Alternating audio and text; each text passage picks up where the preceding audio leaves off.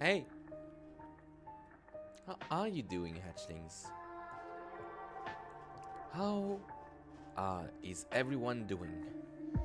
I'm not going to lie, I'm a little tired given the itsy bitsy interview that I had yesterday, but it was good. It was nice. I loved it. Pretty much loved it. I got to bed way too late. Way too late. And because of that, well, I'm a bit tired, but maybe being tired will help me against the ridiculousness that we are going to have to fight. We are going to have to fight against so much to actually find ourselves in a good place. Let's try to kill Sakisaka Fuminori and Saya. Well, Saya has been lost to us. Like, she has been terminally corrupted by Sakisaka Fuminori. Experiment is a failure. I will protect the primordial host. I will protect the primordial host, humanity. And nothing will stop me from doing that. Nothing will ever stop me from doing that. This is my priority as a parasite. So now there's only one thing that we need doing. We need to try to find the way to destroy them. Both of them. And I don't know what else to say, truly. Like, it's over for them. Either they go on and become these horrors that I will not stand for,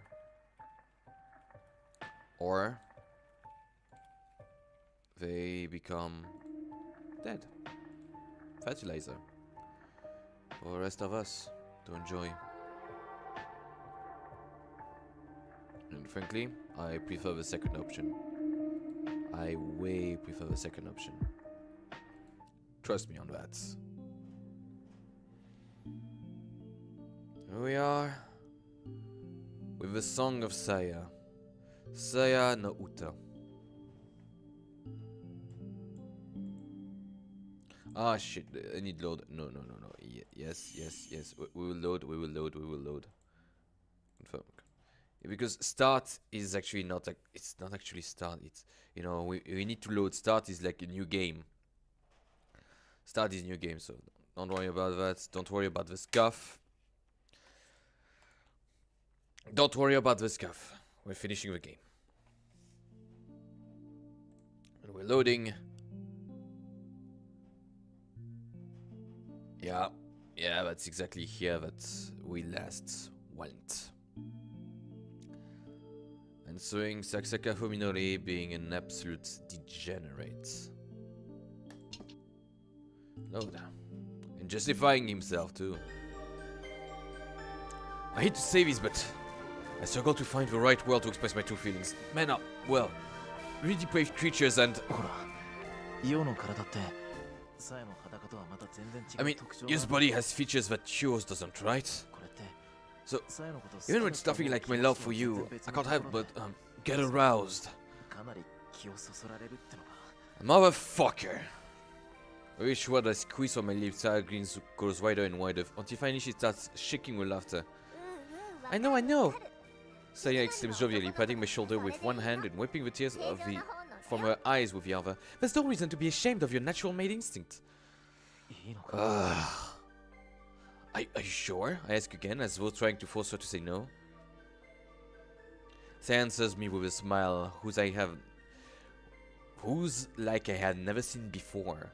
Yeah, a psycho smile. It is calm, so terribly calm, and there is something bewitching about the soft depth of her lips that set apart from a usual bright childish expression. You and I are lover, and Tsukabayo is our buds. So, what the fuck? Oh, fuck, Saya! She will be reminded of that when we play with her. Every day. From now on. Oh.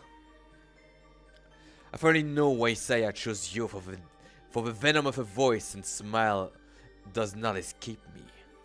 Although she can no longer answer, if asked, you would surely have chosen death over this fate.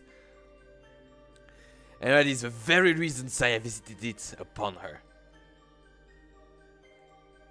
How wicked and terrible Saya is. Perhaps others would fear and loathe her. I, however, find her malevolence irresistibly charming. Okay? The horrifying cruelty of what she has done to you is so very human. Though her shape may be different, her soul is the same as ours. When I look upon yours wretched form... Yes, it's the same as ours, but... Dude! When I look upon yours wretched form, I see the intensity and passion of Saya's love for me. For the flame that have consumed you are fueled by that very love. Find myself enthusiastically accepting Saya's presence. Do you like this pet too? Yeah, she's very pretty and feel good to touch. Fuck. So, you enjoy playing with her too, right? I don't have to hold back, do I? Of course I will! Grinning happily, Saya grabs the chain and pulls you to her feet. Try touching her, Fuminori. She's really nice and soft. Okay. As you looks up to me with teary pleading eyes, I approach and let my gaze roam freely over her large body and fucking right breasts. I run my fingers through her hair, finding it as smooth as Saya's. Enjoying the feel, I continue to caress your head. A fearful expression softened a little. Perhaps she remembers me in some part of her mind and believes even now that I would be kind to her. How foolish. Oh fuck! What the? What? Why? Why? Why? It's not even been 10 fucking minutes. It's not even been 10 fucking minutes. The VOD is dead. I don't fucking care. I don't want to see this thing anymore. Why? Stop stroking her hand, Cami sees both of her. She flinches in pain at the sudden rough treatment, but I ignore her and continue to need her breast as my lust demands. They're incredibly soft. Excuse me, I feel like my sucked inside. The tears in your eye cause a new sadistic desire to well up between me. She must not have been sufficiently prepared, as her choked scream is like that of a dying animal. In fact, it reminds me of how Suzumi screamed when I stabbed him with my knife.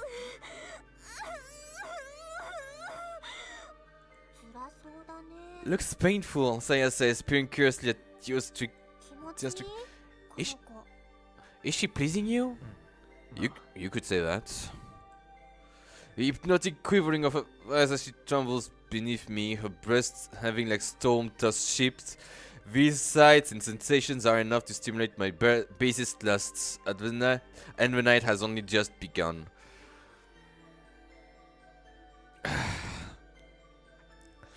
Every week, I try to say to myself, every week, for a month now, I say to myself, it's just a video game. Rationalize it. It's just a freaking video game. Nothing that happened is real. It's just a freaking video game. But still, fuck. Later, as I lie on my bed, drained of energy, I consider what my life will be like from now on. Saya is resting in my arms. Yo is curled up on the floor. Yesterday I could not have imagined that the three of us would be a fam. And you have the fucking goals to say that? To say that word? Fuck! Fuck you, Fuminori! A new home, new food, a new family, all granted to me by Saya. She has selflessly led me to from a brink of death to find new joy amidst despair. Oh boy. And I too have to. No, you haven't. Deep inside, you haven't. Deep inside, you're still the same fucking deadbeat failure of a human being that you always were. I've killed 2 people with my own hands and made a third my mindless slave. Yet, despite all of that I've done, I'm still able to sleep peacefully. Without a doubt, I am no longer the Sakisaka Fuminori I once was. You're still the same. You're still the same. Now you have a way to rationalize it. But you're still the same and pathetic human being. How far will Saya take me? How far will you take Saya? What would I become? I feel somewhat unsure, though not discouraged about the unknown world into which we are heading, and so, while playing with Saya, I ask, Saya, what are you? I don't expect an answer. If Saya is asleep or doesn't want to respond, I won't mind. Saya lifts her head, however, and draws my gaze into a deep pool of her eyes. It's kind of hard to explain. She thinks for a while, searching for the right words, and then says simply, you know the dandelion flower? The one that scatters its seed in the wind? Yeah. The wind carries those fluffy seeds far from where they were born.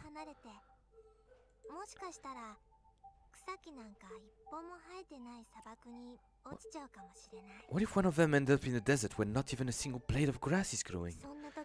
If you can imagine how that lone seed will feel, then you might be able to understand me. As he considered Saya's answer, she continues her story.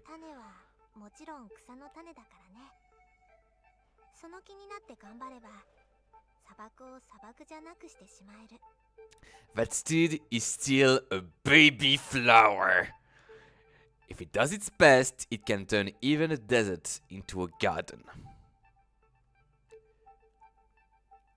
She's a fucking terraforming device. She's a fucking terraforming device. She's going to make the world in her own image. What the fuck, Saya? Yeah, no wonder that she is now attracted to Sakisaka Fuminori for being so, like, callous with human life. Because he is a perfect way to turn this desert into a flowering garden. Maybe that little seed will decide to thrive. But I am still here. And these fucking words that were chosen deliberately by a fucking writer. Maybe it would decide to grow and multiply, so it can turn the whole desert into a field of dandelions.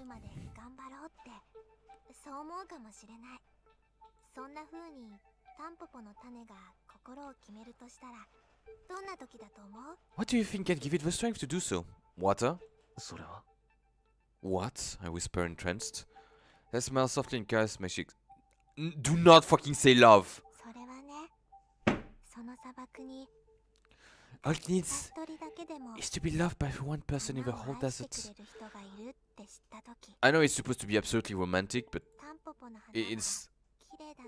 Baby flower do do do do do do, baby flower baby sit do do do do do do, baby sit do do do do do, baby plant do do do do do, baby plant.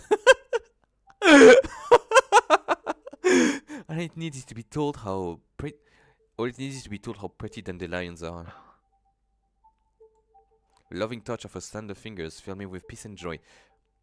You're just not saying that I am a terraforming device.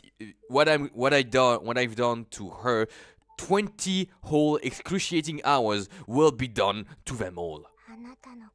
I love you.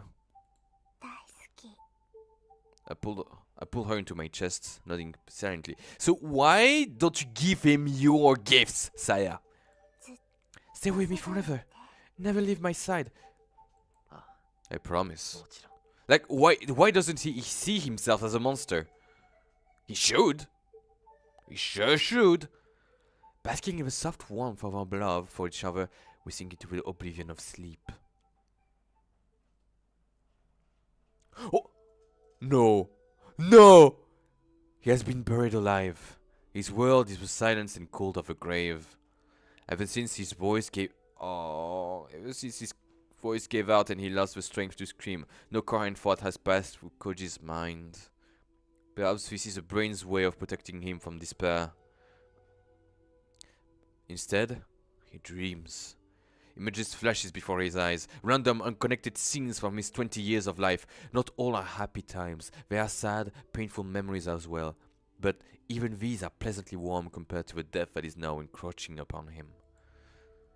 He dreams of mountains. His older brother once took him hunting for insects when he was a child. Fight, Koji! Fight! Yes! Gambare, Koji! You can survive! Survive one night! One night! The day is going to be a bit warmer. Although he's in water, he's going to lose his heat very fast. He might be in complete hypothermia by now. But if someone finds him by pure random circumstances, I don't know, maybe a doctor he was able to contact, he can still survive. They sealed their caught butterflies in a plastic bag, only to later find themselves holding on a bag of tiny corpses. He dreams of his lover. They met at the mixer, where he'd been the only one to realize that she couldn't hold her liquor. After she'd had too much to drink, he looked after her while she vomited in the back alley. They toasted each other with canned juice, and then he dreams that he's diving into a black sea. When he reaches the bottom, he looks to see the moon shining through the surface of the water. As he gazes up at the circle of light, entranced by its roundness and brilliance, the distant rumbling of an engine reaches his ears. Something still conscious within him tells him, yes, yes, yes, an engine! But this dream is wrong. Have I ever gone diving at night before? The dots begin to connect in his mind, forming a barrier to separate his dreams from reality. What is bothering him? Of course, the sound! The engine noise gradually fades into a low idling, then abruptly gives way to silence, followed by the sound of door opening and closing. This is not a dream. Their sounds are real! They're real! Koji! Koji! Koji-san! Understanding comes into a sudden blow. This isn't the bottom of the sea, and that circle isn't the light of the moon. It's the mouth of a well. The sun has already risen, and someone is right outside with a car. The last piece falls into place, and he becomes Tono Koji once more. Help! Koji shouts, surprised by how easily his voice emerges. His desperation blocks out the pain of his... Hey! I'm down here! In the well! Help me! Help me! He keeps screaming with all his might. Soon, the echoes in his cramped well becomes deafening, and he is no longer certain if his screams have meaning or if he's just howling wordlessly. Nevertheless, he continues. His only desire is to be heard, lest he dies forgotten in the bottom of his well. Koji wait is not long, but even meal feels like an eternity on the edge of despair. Soon the circle of light above him is partially eclipsed by a silhouette of a person staring down the well. Tono, you alive down there? A woman's voice. Koji has heard it somewhere before, but not for some reason cannot remember to whom it belongs. Just hold on, I'll get you out. The silhouette vanishes, restoring the light to a perfect circle. Fear of being left alone threatens to send Koji into panic, but his reason has recovered enough to resist. She said he's going to get me out. I haven't been abandoned. While waiting, he gingerly tests his body, which has been forgotten, what he had forgotten all about until now. His joints ache and his fingers and toes are numb, but through exhausted, he's still in one piece. Oh yeah, thank fuck, because like cold, ice burns, cold, frostbites are fucking lethal. You're going to lose fingers. You're going to lose your nose. After some time, the silhouette reappears at the top of a well. Are you hurt? Can you climb a rope on your own? No, I don't think so. Koji lacks the confidence to attempt such a feat. His frozen fingers can barely move. Oh well. I'm coming down. Sure? After a brief pause, the owner of the voice tosses a knotted climbing rope onto the well. He grabs the rope as soon as it reaches him. The rough thread bites into his palm, and relief nearly overwhelms him at the sensation. This is really happening. He's really safe. Now that he's free from despair, question leaped at the forefront of his mind. First among them, who is his savior? The rope shakes as the woman climbs carefully down. The beam from the floodlight slung over her shoulder, pushing back the shadow cast by her body. Soon, she's standing right in the same mud as Koji, and he finds himself face to face with... Doctor? Were you expecting someone else? Koji indeed had not imagined that his savior would turn out to be Dr. Tembo Ryoko. Of course, it took him a moment to recognize her. Instead of a white gown and tight skirts, she's wearing a heavy leather coat, denim jeans and boots with no heels. She must have expected a hike through the mountains. Her light is a blocky all-purpose type featuring side-mounted fluorescent runners in addition to a main floodlight, survival gear, and professional grade by the looks of it. You look awful, Dr. Tambo says wryly, and gives Koji a once-over. Here, drink this. Coffee? She pulls a flask out of her pocket and hands it to him. Go slow, take small sips. It should help a little. Thank you! She walks around with a flask. Maybe Koji is just old-fashioned, but it doesn't seem appropriate for a young woman and the doctor at that. Nevertheless, he unscrews the cap and takes a squint to struggle to keep her from coughing at the potent liquid sears his tongue. What is this? Either whiskey or medicine. Spiritus vodka! Good for this infesting wound in a pitch. It also does a fine job in setting things on fire. Holy shit, she's based! Oh, you're based, Tomarish! Her tone is straightforward and quite serious. Koji can only gape at the doctor, the dark smile on her face doing little to ease his confusion. Is this really Dr. Tembo? There's no trace of a bookish, mild-mannered woman Koji met at the hospital. Her expression is now a hard mask, and her eyes are sharp and wary. In the darkness at the bottom of the well, it is possible, however unlikely, that the change in her features is due to the ominous shadow cast by her lamp. It's not easy, however, to explain the change in her demeanor. Why are you here? You called me, didn't you?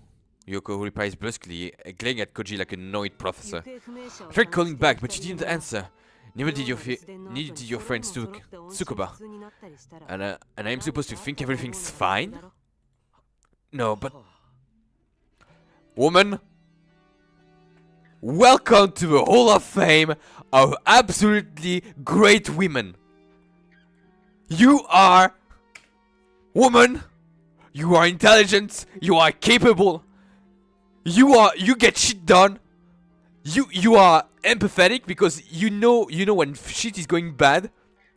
Woman, you're the best character out there. You are this shining light in the darkness. Wait, Tsukuba, you called her too? Like I said, she didn't pick up either. To be honest, I figured you were both dead already.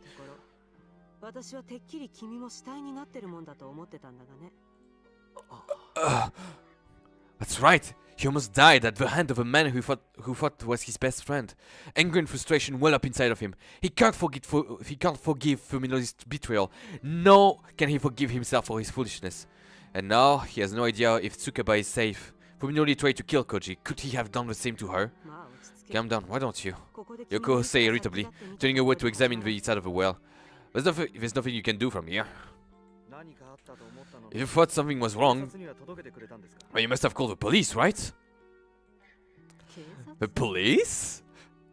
Oh, no, woman, come, no, please. Still engrossed in her examination of the well, Ryoko laughs scornfully at the idea. So you still think that's the way out, do you? I mean, yeah. What's that supposed to mean? Annoyed by her condescending attitude, Koji is about to demand answers when he cuts him off with a gesture and shines a light at the corner of the well. You didn't notice this? Huh? In the light of the lamp, Koji sees one of the stones a different shade than the other. It must be what Ryoko is looking for. A skull. I think that Dr. Ogai is in the well. No, there wasn't enough light. Yoko gazes moves slowly along the wall, finally coming to rest on a gap between two stones. The hole is just wide enough for an adult to reach into open-handed. You sure picked the right well to fall down. Yoko says with a grim smile. Like they say, it's always the last place you look. She wastes no time thrusting her hand into the opening. After she feels around for a few seconds, Koji hears the thunk of something solid coming together behind the wall. Doctor! Yoko pulls her hand out and gives a different colored stone a gentle push. With a rumble of weight shifting, the stone slides smoothly back into the wall. What the heck? So that's how he fooled me. I had no idea this was here the last time I came. You've been here before? Koji wants answer, but Ryoko ignores him and peers into the opening. In the beam of a floodlight, Koji can see a concrete tunnel leading into the mountain. I'm going on ahead. You better stay here. Her warning is utterly devoid of warmth. Considering his options, Koji looks from the tunnel to the rope and back again. He's practically sweating now, thanks to a 190 proof vodka he just drank. But although feeling has returned to his fingers, he still doesn't have the strength to climb. That said, the thought of being alone in the well makes him shiver. I'll go too. Please, take me with you. Have it your way. Ryoko steps into the tunnel without looking back, and Koji doesn't hesitate to follow. You're pretty different with last time we met. Koji says You're pretty different with last time we met. Koji says sarcastically, following Ryoko as she moves cautiously down the tunnel with her light leading the way. This is in the hospital, and you're not my patient. This service doesn't come with a smile. Based? So, this is how you really are? I wonder, does it matter? Yoko suddenly stops and stares at the floor. When Koji looks over her shoulder, he sees a dust-covered rope lying cold in the middle of the path. What is this? Something left by the last guy who came down the well. Yoko picks up the rope, examines it, and hands it to Koji. It's about twice as long as my rope. It has a knot in it, and both ends has been severed. We were connected before to make a circle. Huh?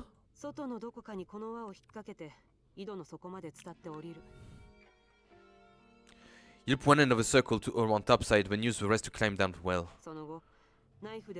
When you're at the bottom, you cut the circle open and pull the whole rope with you. That way, there's nothing to show at you where you went. Yoko shines her light down the tunnel, revealing that it ends in a closed wooden door about 10 meters ahead.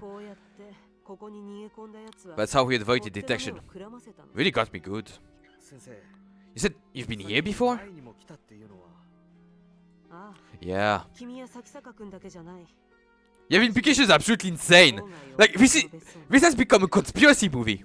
This has become a conspiracy. Yeah, you and Sakisaka aren't the only one, Yoko says dryly. I checked your guy cabin a while back.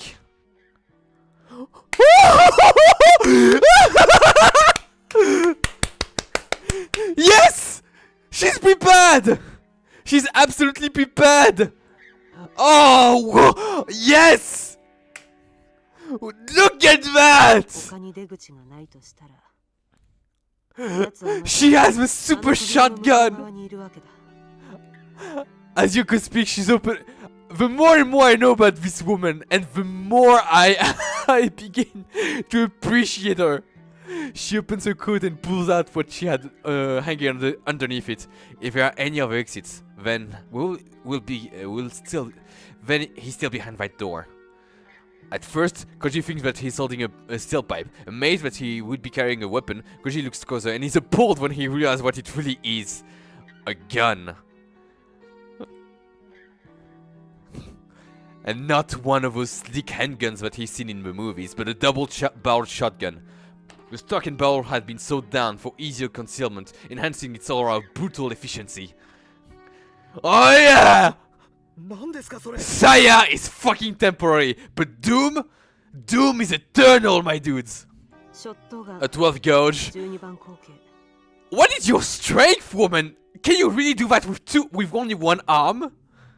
Yoko replies blandly, as though naming brand of cigarettes. I don't have a permit, and cutting down would be illegal even if I did. Any other questions? What are you planning to do with that thing? Yoko looks over her shoulder and gives Koji the most chilling smile yet. When I first learned what Ogai was doing, I was a model citizen. Never even gotten a ticket. The woman whom Koji believed was a normal doctor waved her sawed-off shotgun menacingly as she continued, her tone sharp and bitter. If I'd had this back then, I would have killed Ogai before he got away. Maybe then none of this would have happened. I feel bad about that, really. Oh. Koji listens in silence, helpless to do anything but watch as understanding moves farther and farther out of his grasp. Look at that! That is Doom Woman! That is Japanese Doom Woman!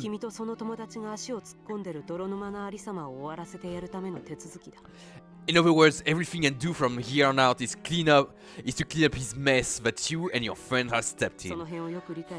Remember that and don't ask any unnecessary questions. Got it? Koji can only nod weakly in response. With a light in her left hand and a shotgun in her right, Ryoko walks up to the door and takes a deep breath. Then she kicks the door open, putting her full weight behind the blow. With a disappointingly feeble sound, the door bugs out of its hinges and falls into the room. Dust billows like a white smoke in the beam of Ryoko's light. I don't think that she's a good person. I truly don't think that she's a good person. But given the situation that we are here now, she is a light in the fucking darkness. Where's the star there? Human skeleton. Magic. The room is large, at least 35 meters squares. Oh yeah. Square meter. 35 square meter is for my meter deprived friends. I will do it 35 minus squared in feet squared. Just about 400 feet squared. Just about 400 feet squared. The tiled floor is set with drainage grates, and there is no mistaking the operating table sitting in the middle of the room. Cabinets full of enamelware and drug lines one side of the space, and again the opposite wall stand in a writing desk and bookshelves. Those things Koji recognizes, the mysterious object cluttering the table and shelves, however, are beyond his comprehension. Mirrors delicately engraved with complex patterns, grotesque statues and masks that must have been left by a race of savages, tapestries woven by nauseating arrays of colors, a crystal ball the size of an infant hand. He has an orb! He was pondering the orb that explains everything! And it would fetch a hefty price at an antique stores, if not for one thing they all have in common. Every last piece is so loathsome and foul that Koji feels sick just looking at it. It's as though each was designed for a sole sinister purpose of immortalizing its creator's hatred for the world. Rare-looking books of the sort that he found in Ogai's home are piled here and there, and on one shelf are stacked some scrolls that look to be made of some kind of sheepskin or papyrus. Whatever it is, it's not paper. We can call that parchment, you know? Finally, there are indecipherable shocks pattern and symbols filling every available spaces on the wall. Even the two sliding blackboards are covered in strange, unreadable scribbling. Just looking at them is making Koji dizzy. Don't look! Ryoko snaps at him. Listen, don't move, and whatever you do, don't touch anything. Even if something draws your attention, don't look at it. It's a fucking chaos laboratory! It's a fucking chaos lab! Don't look at it, don't touch at it, don't even consider it. Don't pray for chaos. She's a fucking sister of battle! She's the mother superior! We are saved! The sisters of battle have come to kill the heretics! For the emperor!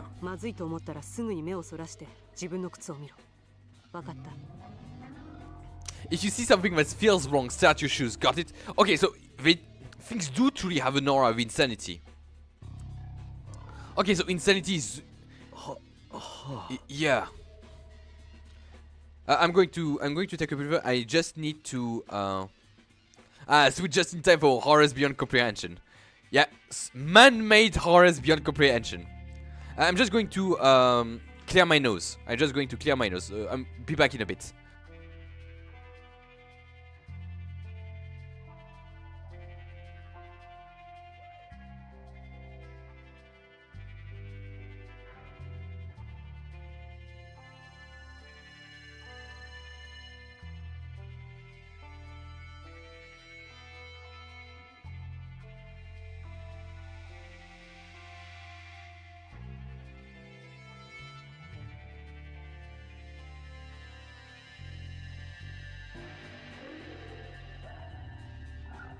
But how are you, H?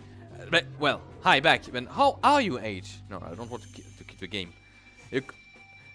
Yoko switches her light fluorescent runners on and sets it into a nearby table where it can illuminate the whole room.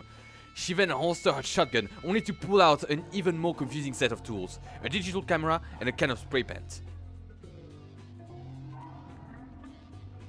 Yeah, don't worry about that, H. Don't worry about that. I mean, technically, an hexagram. The hexagram is something that is very present in all magic systems, so I can forgive that. It's Japanese exoticism. She gives the can in her left hand a goof shake, switches the camera in the right hand, and steps in on the blackboard while looking at the camera's side-mounted screen. After recording one set of symbols, she covers it with a thick layer of paint, then moves on to the next. Doctor? Oh, you got a haircut. Nice! Lesson 1. Never look at strange symbols or read anything written in unusual language, like Latin. Fuck you! Fuck you, Latin is based! I'm fine. Use the camera to record them for later, then paint over the original. Now that she mentions it, Koji realizes that she's only looking at the screen of her camera, even then only for short glimpses, and never directly any of the drawings. Oh, she's pissed! Oh, she's so yes! Yes! An Eldritch investigator that actually knows their shit! Someone who actually knows their shit!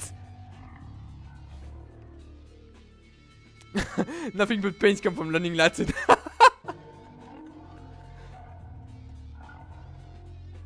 He understands what she's saying, but it still doesn't make any sense. What do you have to...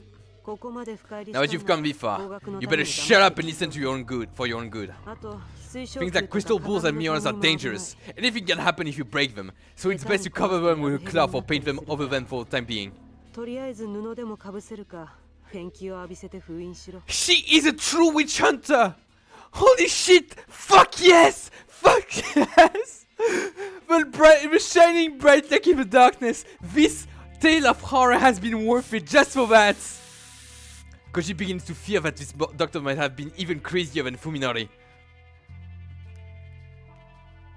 Despite the burst of energy he's received from the Vasca, Koji is still exhausted from a night in the well. The fear is affecting his body, making him dizzy and nauseous. Soon the walls are covered in black paint and the stale air is thick with the smell of turpentine. What should do for now?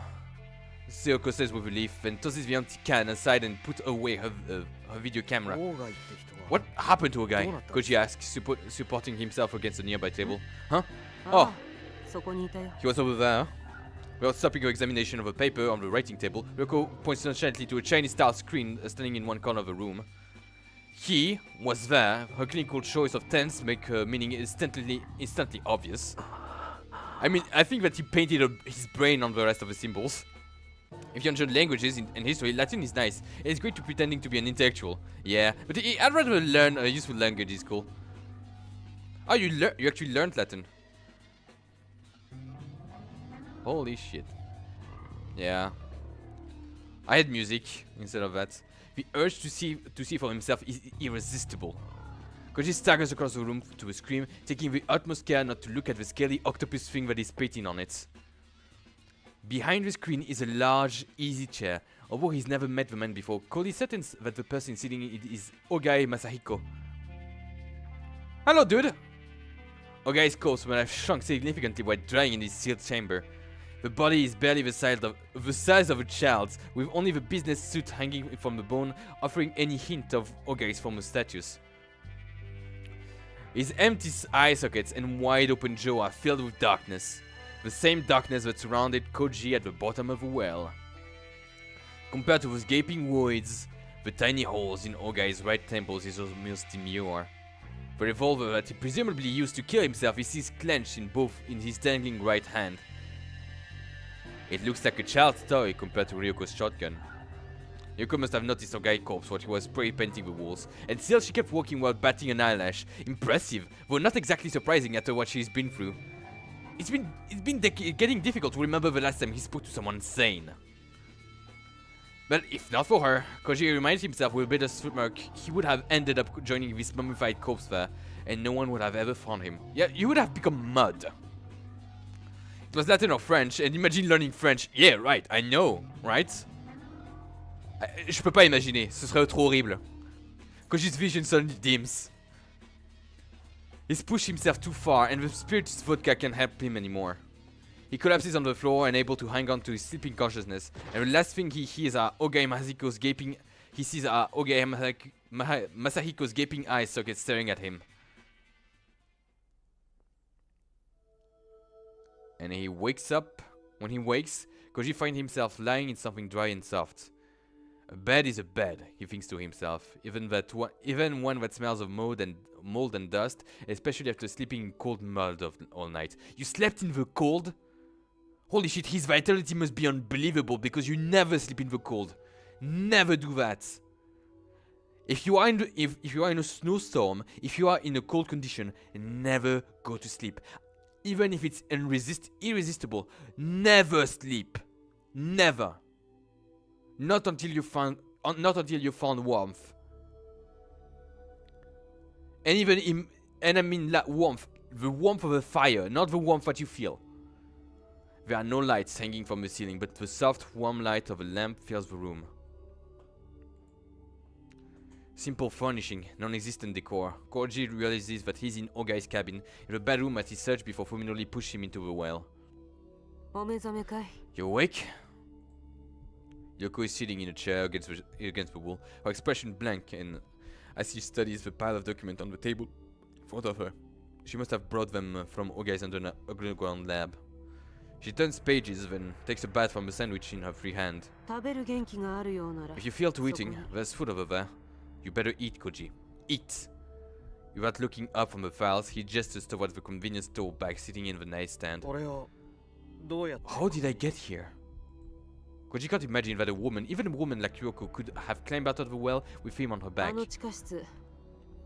There was a door behind one of the bookshelves down there. Yoko mutters, taking care not to let an explanation interfere with her reading or eating. When I finally got it open, it led to a boiler room underneath the cabin. The other side was hidden with a thin layer of mortar. I figure that's how he got most of his supplies down there. Once he had anything he needed, he could seal it up and use the well instead of he used the well instead. Pretty thorough.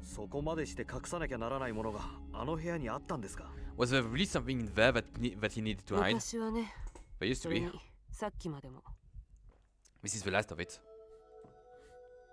Having finished the sandwich, Yoko picks up some unsorted papers with her free hand and waves them into the air.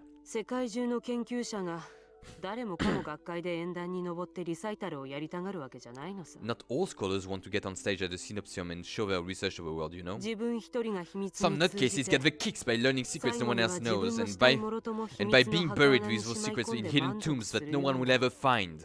I mean, I do suck at speaking English too, don't worry about that. Why am I even streaming? I do suck at speaking English. Koji still hasn't the slightest idea that Ogai's secrets might have been. From what Ryoko said in the tunnel, however, he can guess that Fuminori is somehow involved. What happened to Fuminori? Koji asks desperately, no longer caring who he gets the answers from. What does he have to do with that body down there? Just what is it you're after? That's what I'm trying to find out. Ryoko replies coldly, as though Koji's concern are none of hers. Sakisaka told me that he was acting on behalf of one of Ogai's relatives. Yes, he told me the same thing. I'm not that fluent. And you can see it in the interview that I did last night. I am not fluent at all. Oh well, at least that's consistent. Yoko pulls several sheets of loose leaf papers from a different file. I'm going to blow my nose. Just bear with me for a moment.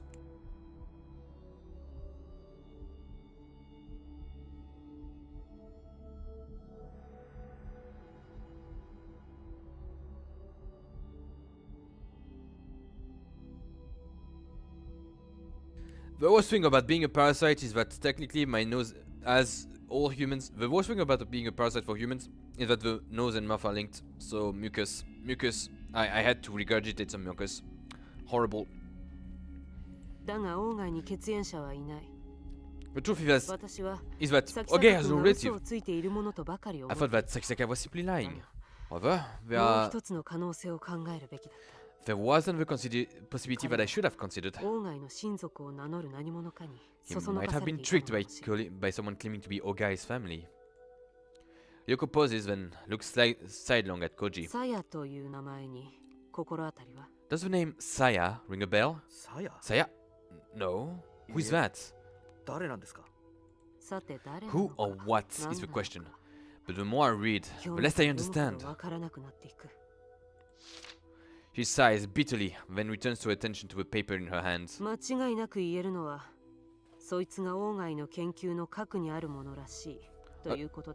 All I can say for sure is that it appears to have been the focus of Ogai's research. If Sakisaka is involved with whatever Saya is, then he's already past the point of no return.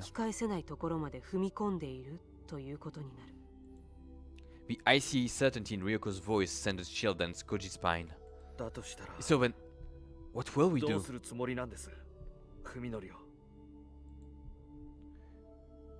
What will you do? But he talked about Fuminori, like it was in the context of Fuminori. He had to ask, even though he already knew the answer. It's like I said. Ryoko's mouth marking at the tension in Koji's voice. I had no idea how many times I wished I'd kill Ogai when I had the chance. I won't make the same mistake twice. If I go to the police, it's all over. It'll be over. Yoko doesn't respond, as though she didn't answer. She didn't even hear what Koji just said. Fuminori tried to kill me. Koji continues persistently. If I report him, he'll be arrested then. Yoko Kasimashi. You have witnesses? Proof? What was Sakisaka's motive? Yeah, you have proof. You have fucking hypothermia. You know, Tono? You're completely misunderstanding what the police do. Their job isn't to fight for justice, or even to keep people safe. No. It wasn't cute. It wasn't cute at all. It wasn't cute. Oh, trust me, it wasn't. What are you saying? Very responsible explanation. Finding reasonable explanations for unreasonable events? That's what the police are for. Technically true. Apply the law, most likely. But we'll always choose to believe in the simplest, most logical explanation. I mean, simplest, most logical explanation, in most cases, is usually right.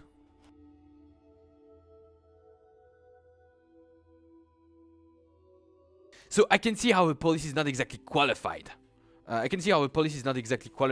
actually do this kind of job. But come on. To berate someone for believing the simplest, most reasonable explanation. Yeah, exactly. To be frank, most events are reasonable. It's like how water always flows downhill. We're not interested in the truth. We don't know or care what the truth is. But the truth is often stranger than fiction.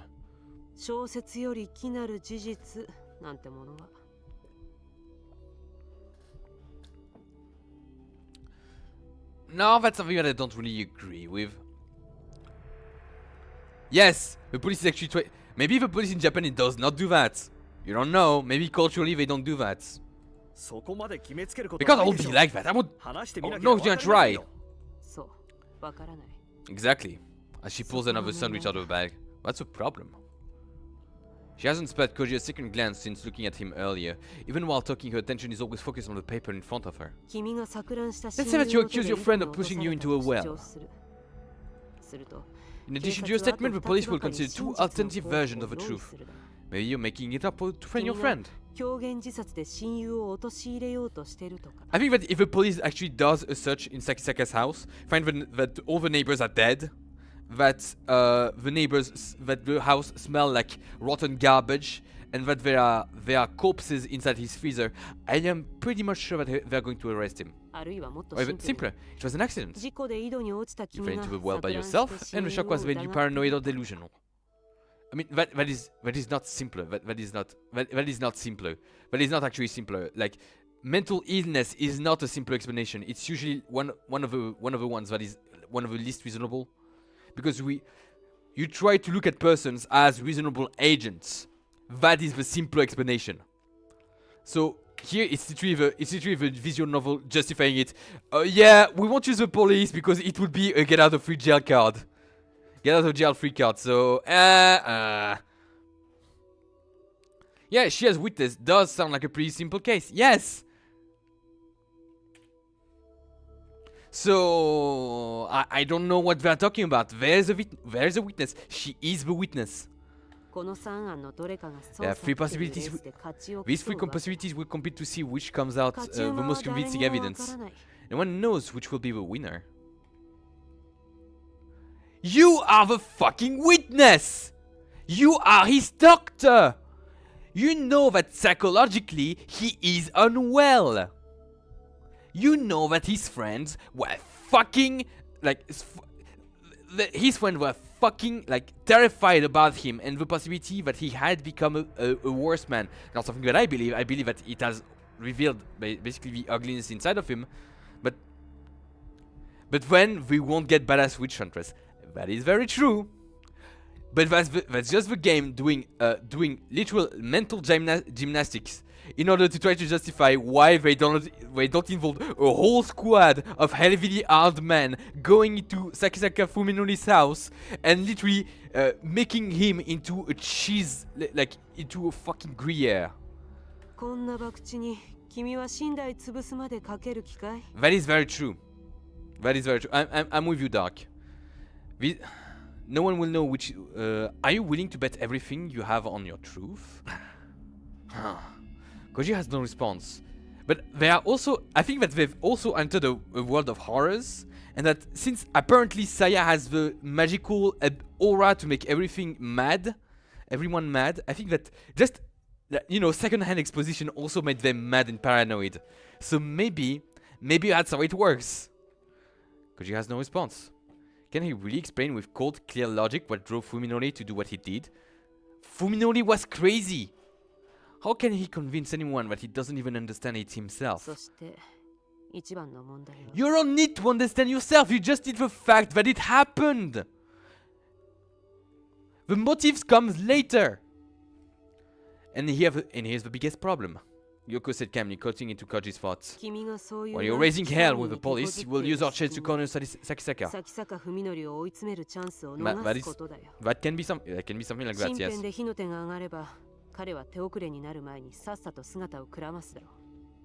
If he sees troubles coming, he'll go into hiding, and when we'll be right back at square one. She pauses to take a bite of a sandwich before finishing. Just like when I let Toga get away. Oh, she's projecting so much. She's projecting so much. A heavy silence falls upon them, with only the soft rustle of pages turning in Ryoko's hand to mark the passage of time. You know, if Fuminori would have said, Doctor, I see hell. Everything is made out of flesh. Please help me. I'm sure that she would have said, okay. That might be Oga is doing. We'll fucking get out. We'll fucking sort you out. Please, accompany me. Maybe your madness sites will help us actually see the thing without you being affected. We could have made a badass team with him having his ability and her researching exactly what he would need to eat. You know, not humans, but I'm sure that. Okay, now that I'm thinking about it. There is a flaw in Fuminori's affliction, because it has been multiple months that he has had his reverse sight, and apparently human flesh, raw human flesh, pre-digested human flesh, is apparently what he finds appetizing, beautiful, delicious. But flesh is flesh, muscle is muscle, fat is fat. Wouldn't he have come to a butchery and see that there was beautiful, delicious, juicy fruits in the at the butcher store, at the butcher, or just raw fish?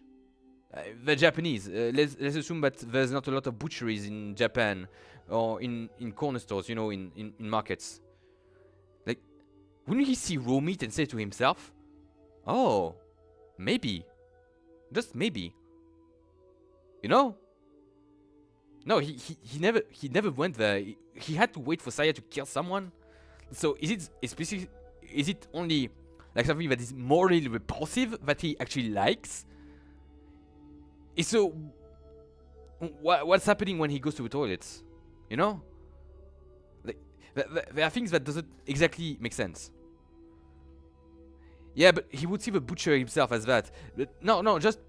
Yeah, he would see the butcher as the eldritch monster, but you know, the eldritch monster that has, you know, this row of fruits. Beautiful, juicy, delicious, appetizing, even. Even though, how about the meat section of the supermarket? Yes, the meat section of the supermarket. Is it, like, does it need to be freshly killed? Does it need to be morally reprehensive? Please tell me, doctor. His hushed voice breaking through the quiet. What crime is so unforgiving that you're determining to take justice into our own hands? What exactly did Ogai do in that room down there? Once again, Ryoko ignores Koji's question. This time, however, Koji doesn't back down. His silent glare demands her attention as she pores through the documents before her. After some time, Ryoko rearranged the papers in her hand and set them aside, as though having come to some conclusion. She then turns her chair to face Koji for the first time since he awoke. Are you familiar with the tradition of medbrochan?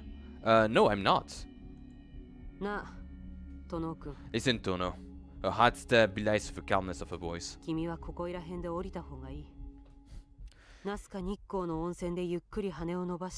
need to get out of this while you can. There are a lot of fine hot springs out on there. Go relax, and don't return to Tokyo until you're ready to forget about any of this happened. Forget? Koji feels angers rise within him. Omi was my girlfriend! Fuminori was my best friend, and you're telling me to forget about them? Yeah, forget about them. No, yeah, forget about them. Yoko realized, coolly rebuffing Koji's anger. This isn't a suggestion. This is a warning. But what is medbrochan? Whatever they were to you, that's all over now. You'll never see them again. I guarantee it. Then what about Tsukuba? What about Tsukuba? Koji shouts, unable to control himself. She begged for me to have her on the throne. Something terrible was happening to her. And how many hours ago was that? Do you know how much time passed since I saved you? How much longer do you think you would have lasted down there if I hadn't? She shakes her hand and declares coldly, "It's too late. She's already dead. Don't expect everyone to be as lucky as you. You're heartless." Koji growls, unable to suppress his anger. If you found me dead in that well, you wouldn't have thought anything of it, would you? I was prepared for that, of course. Ryoko said with a shrug, unfazed by Koji's ire. I hardly expected to find you alive. It is futile to argue with this woman, Koji realizes. Her values are fundamentally different from his own. Nothing he says will ever move her. Koji gets out of bed and stands on shaky legs. How long have I been asleep? About half a day. Envy your ability to recover so quickly. It's a privilege of youth, so enjoy it while it lasts. I mean, you cast it out from your lifespan, so it's not really that good. Koji looks at his watch and sees that it's 4 in the morning, which means that it is already early evening when Ryoko rescued him. He can't believe that he survived in that well for almost 2 days. Holy shit, 2 days in the cold? Just consuming... You take a sandwich bun, just put raw minced meat on it, some raw onion, salt, pepper, and if you feel fancy, that's it. Just consuming an unhealthy amount of raw ground up meat. Yeah, but everything else tastes wretched to his senses. Like, you haven't seen the meat vision. Like, even food is absolutely disgusting to him. But apparently raw meat isn't. So I don't know why. He should have turned to more European food. Or even sashimi. For that matter, if fish are just as eldritch as the rest of the world, and he's Japanese, couldn't he have tried to get sashimi? Didn't he try to test as many foods as possible? Koji grabs a sports drink and 2 jelly packs from a bag of food that Ryoko brought, then heads to the door. His legs are still a little steady, but he can compensate for that with sheer willpower. Just to make sure, mind telling me where you're going? Tokyo. Koji replies brusquely, his tone as hard as hers. Tsukuba may still be alive. I'm going to save her. You just don't listen, do you? I could say the same about you. Koji is expecting Miyoko to watch him go with that cold, mocking smile of her. Instead, however, she sighs heavily and rests her jaw on her hand. Can't you wait a little longer? Somewhere in here? She thrusts her chin at the mountain of paper in front of her. Is the answer that this thing called Saya is? I think you should wait until I figure out what and come up with a plan to deal with it.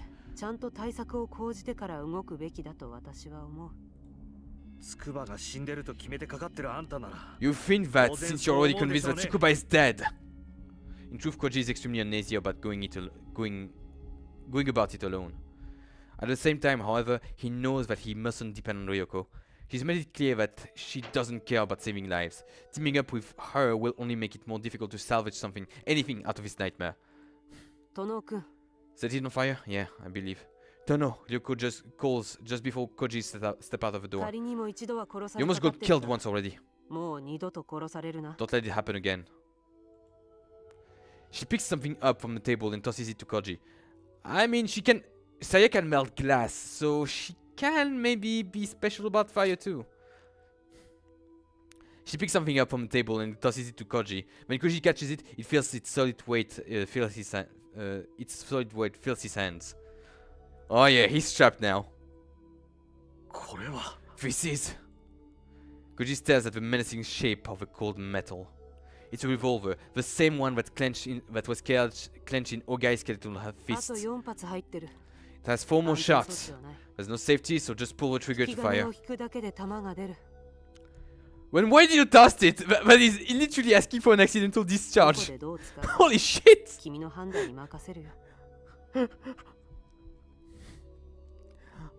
How you use it is up to you. If Koji were his usual cautious self, he would not hesitate to reject the dangerous offering. The only time you truly need a gun is when all hope is lost. He'd prefer not to fight a losing war. And yet, without even knowing it, Koji has already set foot into Ryoko's world.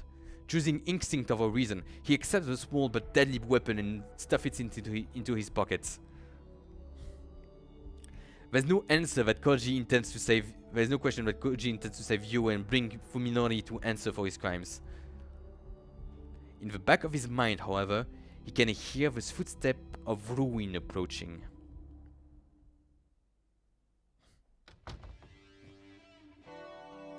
When he steps out of the cabin front door, Koji shivers as the wind tears into his skin.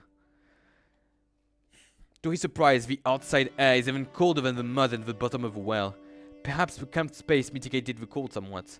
If he had been exposed to the shield at night all night long, he would surely have frozen to death. I mean, even in the well, 2 degrees, yeah, you're not surviving that.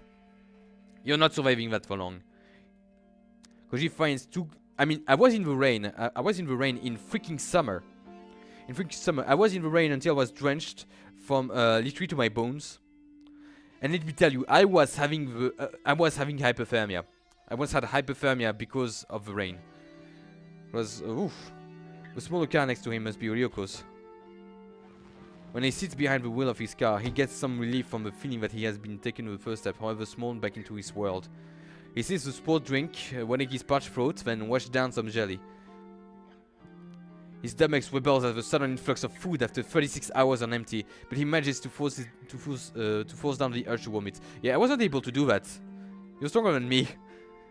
Koji needs the energy, no matter how hard it is. He must regain enough stamina to overcome the challenge ahead. After forcing down as much food as he can handle, Koji leans back in his seat and takes a short break.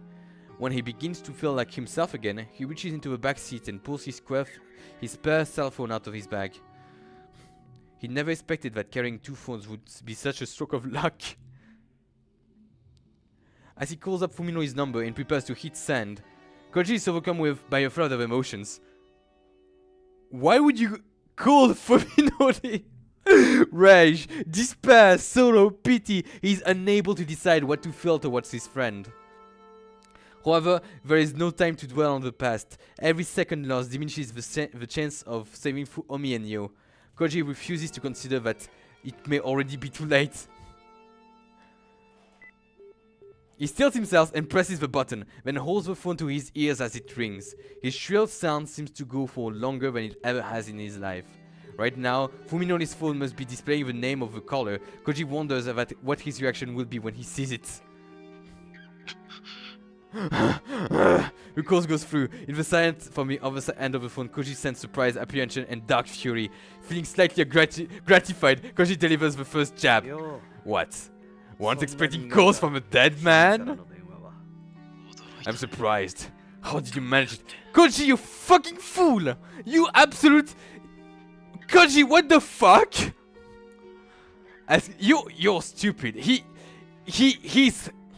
Koji is super lucky that he's a protagonist, because that move just killed him. It just said exactly what Ryoko would have said about what he would have said, you know, about the police, you know? He has given Fuminori the time to prepare. He has given Fuminori the time to go into hiding with Saya. As Koji goes over the answer, an idea suddenly comes to him. There was a secret passage in the well, Koji says, a plan forming rapidly in his mind. It led to a hidden underground lab. He pauses to let that sink in. Then, with satisfaction filling his voice, he says, I met a guy in Masahiko. Fuminori's gasp tells Koji that the advantage is serious, telling his voice okay, that was stupid, but okay, it takes balls. It takes balls to say that. Keeping his voice bold, he decides to further exaggerate the truth. I know it all. Everything about Saya. You're finished, Fuminori. I've got all the proof I need to blow this thing wide open. You won't even see it coming. You son of a bitch! It's obvious from Fuminori's tone that rage has overwhelmed his reason. Koji's bluff is working perfectly. His victory is tainted, however, that as Fuminori's response to the name Saya brings a cry of anguish from the corner of his heart, but still wants to believe his friend can be saved. If Sakisaka is involved before the Saya is, the echo words play back into his hand, sounding even colder than before. Then he's already past the point of no return. He mustn't allow emotions to sway him. Where Omi and Yo? Koji suddenly switches topic, trying to keep Fuminori off balance. It all comes down to this. Depending on your answer, I might be willing to cut you a deal. Huh? If you swear not to cause any more harm, I'll forget about what you did to me and about what you found at what I found at the cabin. I don't want any more to do with you and Saya anyway. What I want for is Omi and Yo to be safe. Omi and Yo? Fuminori's voice swells off. He's obviously trying to decide how far Koji can be trusted and whether there's room for negotiation. Fuminori has been called out, and now it's time for him to show his hand. I honestly don't know anything about Omi. She never came by my house. You, on the other hand? Fuminori pauses, then gives a knowing chuckle that sends chills up Koji's spine. Well, I wonder if she really wants to leave. She's with you, isn't she? Koji is relieved to learn Yo's location, that she is at least still alive. At the same time, however, he remembers that horrifying full cone. It is clear now that Fuminori has played some part in Yo's suffering. Had she already fallen to his trap back then? What has happened to her?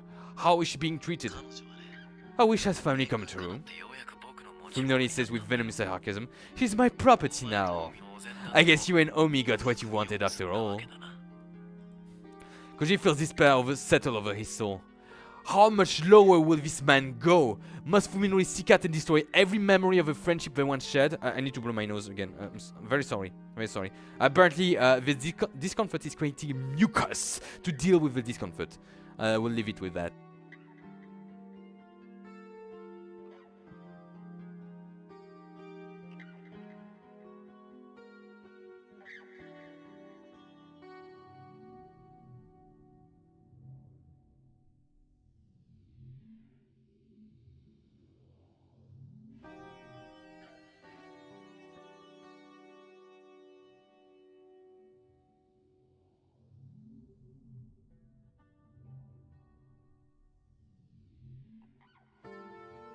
And I'm back.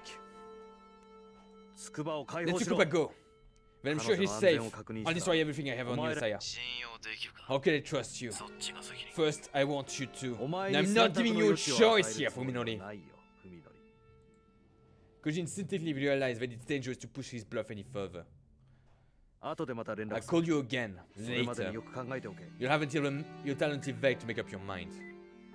He hangs up without waiting for a response. Fuminori doesn't know what Koji is still at the cabin in Toshiki. Right now, he's probably worrying about whether Koji would show up in 1 hour or 1 minute. Koji hopes that he'll be able to take advantage of Fuminori's confusion. 3 hours. That's how long it would take to grace all the way back to Tokyo. Koji is afraid that his body can't carry him through such a long drive. His mind is clear, but his limbs still feel half asleep, like they're weighted down with lead.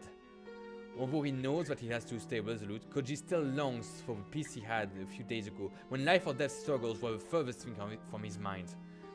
Back then, he couldn't have imagined himself fighting to rescue a friend from the clutches of a madman. With each passing moment, he feels himself becoming less like the person he was. When all of this is over, will he be able to return to his old life? Or will this change continue until it has consumed him utterly? Time is against him. Every second that passes is wasted. Even so, he decides to allow himself just 5 minutes of weakness. For exactly 5 minutes, he leans against the steering wheel and cries. And when his tears have run dry, when his heart is calm, Koji starts up his car and drives away. Yes. Good man. He's fucking stupid, but he's a good man. I stare at the silent phone in my hand. There is anger, of course, but something cold and heavy holds my emotions in check. The sense of danger. To be honest...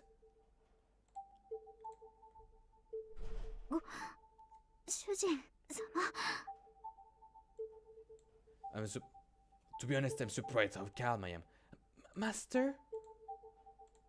Yu looks up at me apprehensively, her head between my thighs. She was attending to me throughout a call.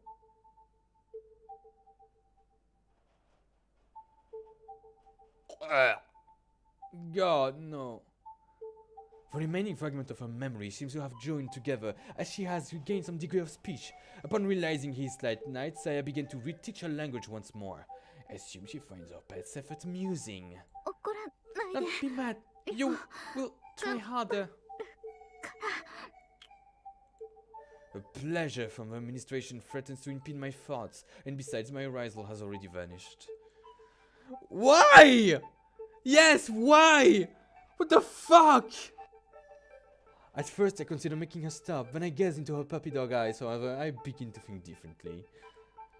Thanks to Saya, I have a family once again. For the first time, I am becoming aware of a responsibility that places on me. Like, have you seen H? This is not romance! I am now the head of a new Sakisaka household, as well as its only male member. It is my duty to protect, comfort, and ensure the happiness of a woman living under my roof. With that in mind, I know that I mustn't show fear or confusion. That will only cause them distress. What the fuck? You're... He's pathetic! He is pathetic from A to Z. Continue? Yes, master. I entrust myself to your eager touch, basking with pleasure with one part of my mind while contemplating our current predicament with the other. It is clear that I made a grave error when I failed to finish Koji off 2 days ago. Right now I need to set my frustration and anger aside and deal with this problem logically. Why? Why do you have... It's time to leave. I have no way of knowing when Koji escaped from a well, or how much he has learned, or how many people he hasn't had contact since when. Now that it is impossible to know how far the problem has spread, merely disposing of Koji won't guarantee our safety. Exactly what I said! When the enemy has poisoned your water supplies, you can't take the risk that even one drop remain. Your only choice is to stop drinking the water. Fuminori, who you were talking to? Saya returns from the kitchen where she'd gone in search of a midnight snack. She's munching on her favorite, spare ribs. Purging myself of unease and impatience, I respond with a casual shrug. Looks like we have a little problem, but past that Koji is still alive. Oh dear. By breaking the news suddenly and without any trace of anxiety, I am able to avoid frightening Saya. Instead, she is really surprised. I knew that remaining calm would work. Moreover, I'm currently being pleasured by you. It would be hard for anyone to be too serious under these circumstances. Why? Saya, it might be best if we leave this house.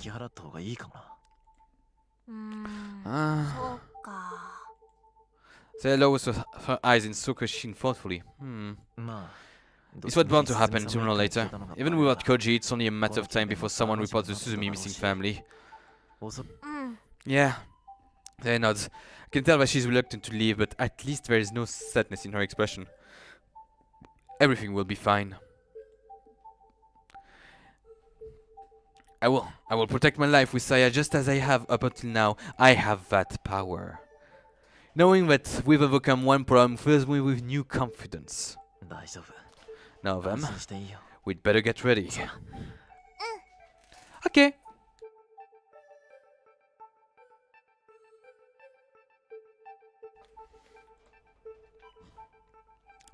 We can travel light and take the Suzumi family car. I'd better withdraw everything that's left in my bank account and carry it as cash. I also need a weapon, something more reliable than a butcher's knife. Oh, yeah, sure. Fuminori, you are doing... Everyone is doing the most incriminating things. Absolutely everyone. Koji will most likely follow. He thinks that Tio can be saved. However, I'm not abandoning this house just to run away. As long as Koji knows our location, we're stuck on the defensive. Leaving gives me the chance to regain the initiative and deal with him at a place of my choosing. The next time we meet, I'll kill him with my own two hands. I'll make sure that to wring every last drop of life out of his body. A shivers run through me as I anticipate the battle ahead, and my bloodlust runs like orgasmic fire. Sure. When Ryoko looks up, the morning sun is already streaming through the window. Tired from hours of poring over files, she removes her glass and massages her aching eyes. Her dreams are always filled with horror, yet the night she must spend was more nightmarish than them all. The night she just spent was more nightmares than them all. It's not over yet. She has only just set foot in the threshold. As expected, the files left by Ogai Masahiko were not the sort that Ryoko... Yeah, the dude is... Yeah, okay, yeah, the dude is absolutely very sane. Yes, yes! The files left by Ogai Masahiko were not the sort that Ryoko could simply pick up and read. Fortunately, Ogai had been too old-fashioned to put his trust in electronic media. If he'd encrypted his files on a computer, she'd have had to find a hacker to decipher them. Yeah, pretty much. He's going to carry his Pishut, the glorified slingshot. In fact, he had not employed any kind of code in his writing. That would have been too time-consuming by hand. The method of obfuscation he did use was quite simple. Of the files Ryoko pulled from his underground lab, the majority turned out to be notes, and these from Ogai's days as a student. The important papers were diaries and research notes that had been scattered throughout the piles of worthless scrap. At first, she was unable to understand the documents that she had found. Each sheet was covered with text on one side and blank on the others. Each line was completely unrelated to the next, making it impossible to glean any meaning from the whole. The trick revealed itself, however, while she was sorting the papers that made no sense. She found that each line continues on the same line on a different page. For my next action, I'm going to cast Magic Missile! Also called Bullet. Bah! In Ogai diary, for example, the first day began with on the first line, then continued not with the next line, but with the first line on the next page. Similarly, the second day was the second line, the third day was the third line, and so on and so forth. After filling all the lines in one set of pages, Ogai had turned them out and scattered them amongst his other files. There was no regularity to how the pages were numbers, of course. Unable to locate any sort of key or legend, Yoko had no choice but to figure out the page order manually. Despite knowing that the task could be exhausting, Ryoko set to it valiantly. After separating all of the loose-leaf sheets from the jumbled files, she began the painstaking process of linking pages together according to the content of the first line. She found that Ogai had dismantled and scattered his diary each time he completed a number of days equal to a line in one page, and had done the same with his research note and every 30 pages or so. The diary was much easier to restore, because the entries varied with length and later pages had a large number of blank lines. The page with only one line, therefore, was the last page of the diary, and those with the most blank space could be considered closer to the end. You're gonna miss out, that's true. I cast classical Newtonian physics! Pop! Yoko's perseverance had paid off, for she had already succeeded in restoring several volumes of Ogai's diary. As she read them, she feels despair stirring her spirit, as it has so many times before. This cursed feeling of powerlessness had come with knowing hidden truths. Those who have tasted it once shall be beaten down by it again and again until the day they die. All secrets are connected after all. Once you have glimpsed into even the tiniest fraction of the world's true face, you have no choice but to watch in horror as the veil rolls itself back, inch by inch. All that remains is to wait for the day when insanity will crush your reason under the ever-mounting weights. I have succeeded in communicating with the organism. It shows enormous curiosity and its intelligence is beyond doubt. See research notes that will confirm vocal patterns and body language. Its appetite for knowledge is insatiable. Its learning speed is off the charts. However, it exhibits absolutely no desire to be recognized as an individual. Its ego appears to be quite weak, suggesting a psyche wholly unlike that of a human. The speed of the organism's linguistic development is astounding. When I laughed at its mispronunciation, it immediately picked up the concept of puns. Oh yeah, because in Japan you have all that. As a feeling of intro to algorithms. Ever since, it has been employing its entire vocabulary in an attempt to find puns that will make me laugh. Perhaps in a few days' time, it will have learned enough language for us to communicate freely. The organism's command of spoken language is now sufficient to facilitate higher level discourse, but although it has regaled me with questions all day, it remains unable to answer any of mine. Its reply suggests that it gains awareness only after materializing in this universe. It has no knowledge of where it came from. While I am disappointed, the fact that it has reached this level of intelligence in only 1 week after starting to think tells me that there is no end to what I can learn from it. Hypothesis. This is not a naturally occurring organism, but was created by an even more sophisticated sentient life form. This would explain why it has no ego yet possesses such a hunger for knowledge. It might be some sort of reconnaissance drone that was sent here from another world. Yoko smiled humorlessly for the umpteenth time since she started reading. How wonderful it would be if she could laugh at the diary as a delusion of a madman of the work of a science fiction author. Alas, she knows far too much. When she thinks back on the many horrors that Ogai's brought into her lives, the words before her takes a chilling credibility. I have confirmed that the organism's brain power far surpasses any humans. This morning I taught it about prime numbers. After it explains that Lucas firm a test for Mersenne primes, it immediately began to list examples that it had calculated in its head. I was only able to confirm by memory up to number 10 M89. Holy shit! But it continued to list further examples without any troubles. I left it with calculations, and when I returned a few hours, I discovered that it had written down even more than 70 of them. Computers all over the world are currently working to calculate Mersen's prime, but the last one I remember being found was the 39th back to to 2001. I mean, we have quite a few now. We have quite a few of these Merchant Prime.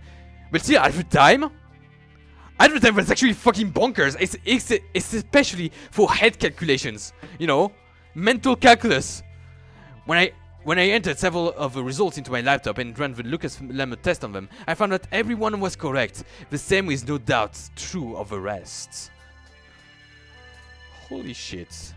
After all, the organism has never shown the pathological need for respect that would lead to it to life or about its accomplishments. I see no reason for it to doubt its veracity.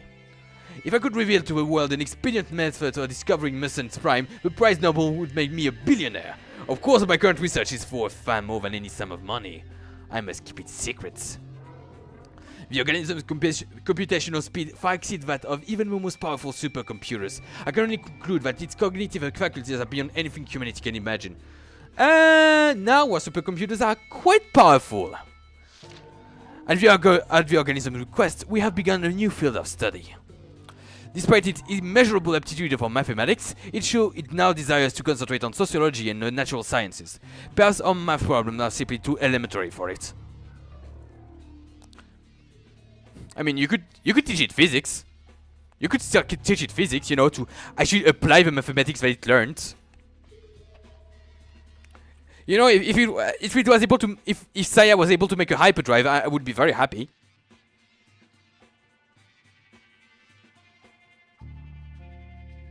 It has shown a keen interest by the means in which organisms reproduce and multiply.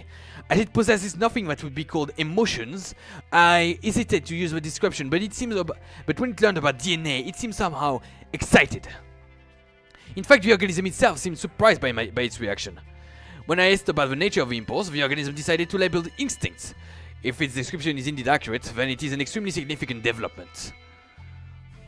It would mean that there is a deeper level to its psyche than just the knowledge it has acquired since coming to this world.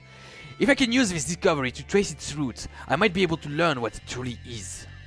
Note, candidates for a plane in world of the organism origin are discussed in my rating on the silver key filed separately. This fucking silver key? The key of the gate? Yuck, so off! I spent the whole day carrying books to its room. Apparently the organism is no longer satisfied by the knowledge I am able to impart. It should come to us as no surprise considering its linguistic prowess, but the speed at which it consumes text is astounding. The diary continues for some time, chronically the intimate relationship between Ogai and the organism. In the back of her mind, Yoko imagined the old doctor climbing down the well of the middle of the night to hold congress to hunt some inhuman creature in that bizarre laboratory. The image is disturbing, similar to the nightmares that had shattered the silence of many nights with her screams. What follows, however, makes her even more nightmares pale in comparison. The organism had made a very strange request. This is for the first time it has asked for anything other than food and reading materials. I can hardly believe it, but it wants to consume the sperm of living creatures. What? Why the sperm? You have all the information that you need in food! This is separate from its desire for food. Once again, it is describing its impulse as instinctive. So that's why she was fucking okay with it. Now that it has declared itself a life form that requires the seed of males, it has begun to identify itself as female. After today, I suppose I should have to start calling the organism a she. Okay. Is a personality that it has begun to exhibit really just an imitation created for her amusement? Ever since she started to immerse herself in our literature, she has been acting astonishingly human. Can you get a sample DNA from pretty much... Yes. Yes. When it was 2000... What was it? 2003? The Human Genome Project wasn't even accomplished back then. The Human Genome Project was accomplished in 2004 and took months. I think it took 9 months of concerted efforts from multiple laboratories to actually sequence the human genome. Now it takes us about, I don't know, like 1 day of computation, rather than 9 whole months. And we needed a lot of samples for a Human Genome Project. Now we just need a sample of saliva. But yeah, even just a fucking sample of saliva would be enough. What the heck? or eating raw animals. I have seen her laugh, grow angry, and today she cried. And she also possesses an enormous store of cultural knowledge. Is she trying to create a human identity for herself based on this? Is she just copying our emotional display? If not, then she is already. Is the soul something of that any intelligent life form can acquire? I feel that I'm witnessing something more mysterious than the genesis of life itself.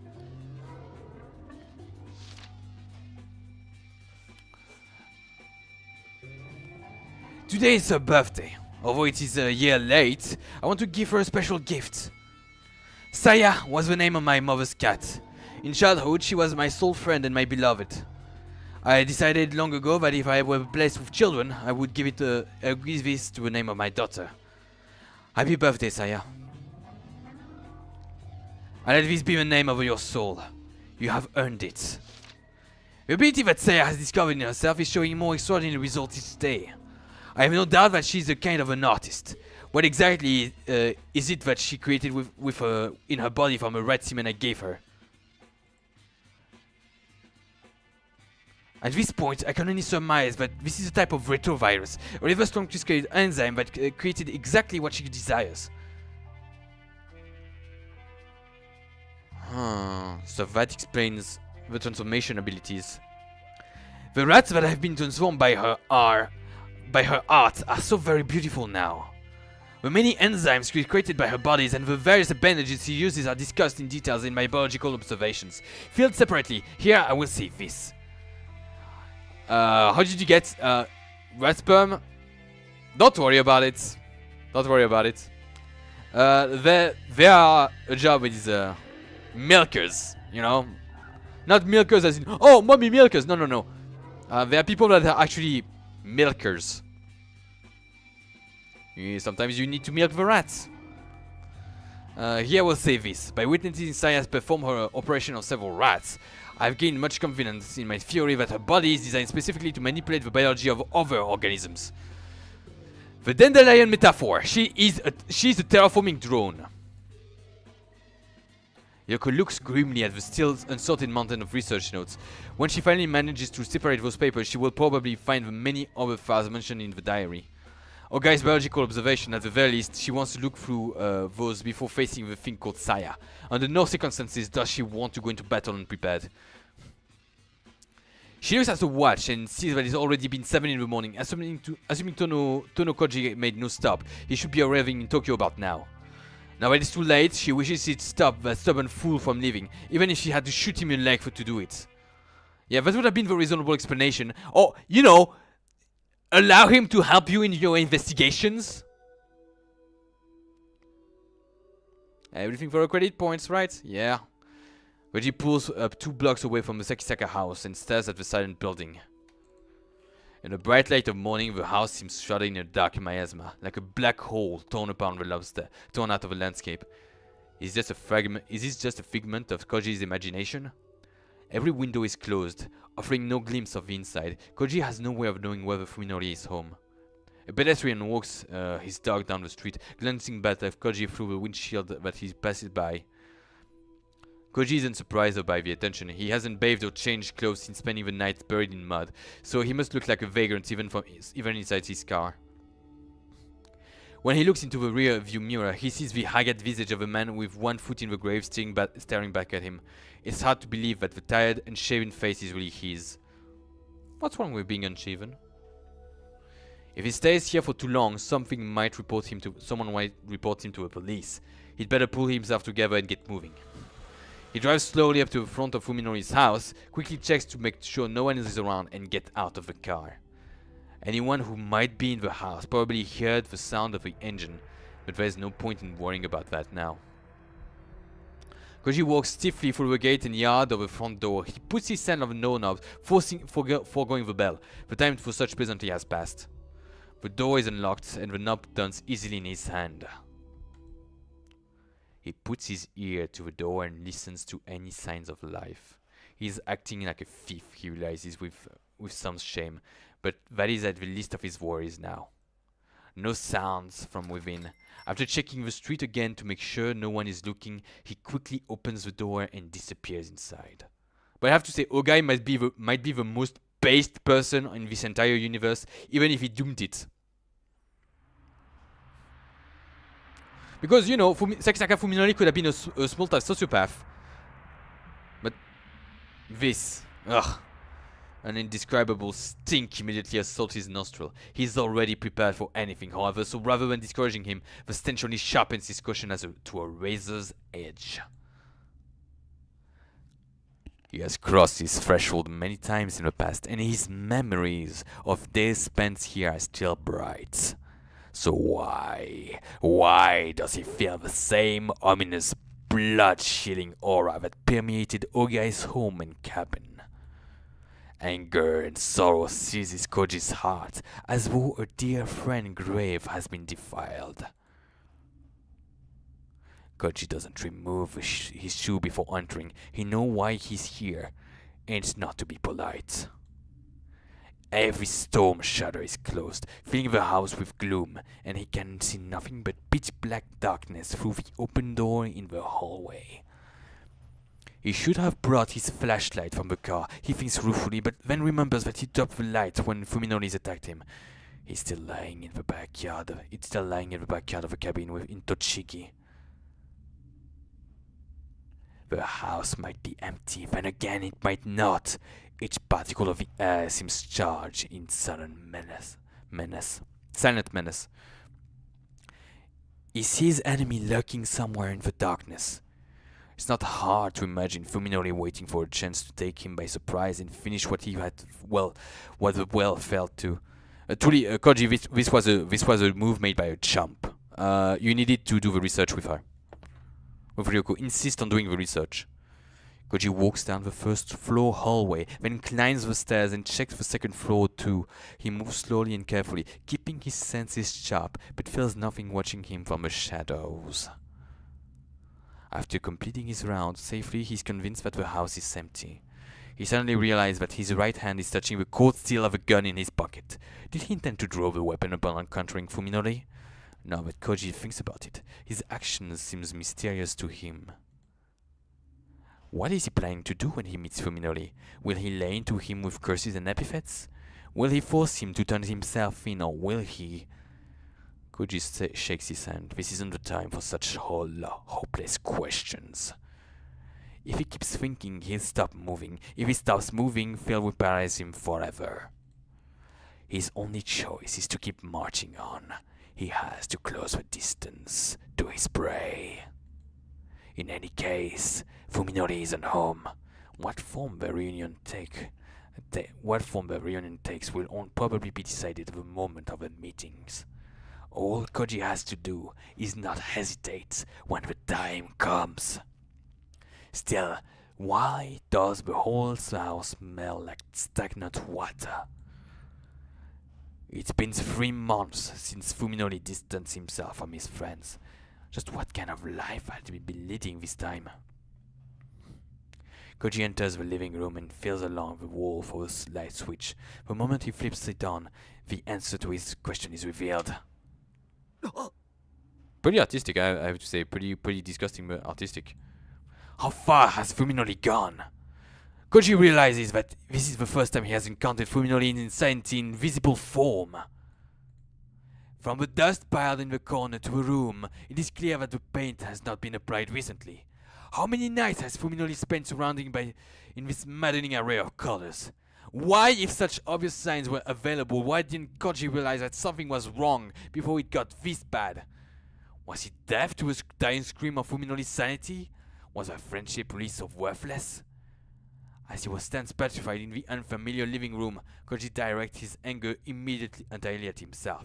If he could, he would like nothing more than to apologize to Fuminori for failing to help him through his suffering.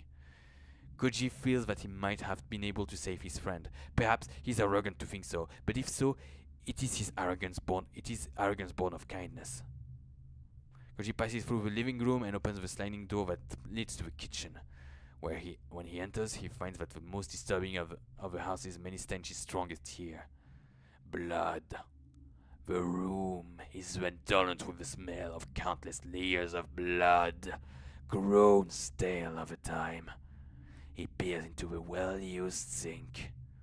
Around the rim he sees faint, brownish red blotches that water alone cannot rinse off.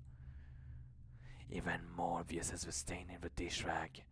Such stains are proof that the rag has been used and reused countless times. But what could it have been used on to make that sickening burgundy color? Koji stares at the refrigerator next to the counter as though it were a monster waiting to swallow him whole. He stands motionless until he is able to work up a courage simply to touch it. Then he stills himself, grabs the thick handles, and opens the door. First he'll check the freezer, then the refrigerator. The freezer is packed with frozen meat in various shapes and sizes. As each piece is wrapped tightly with frosted over plastic, he can't tell what kind of meat it is. Yeah, the meat in the refrigerator, however, has already been thawed for consumption.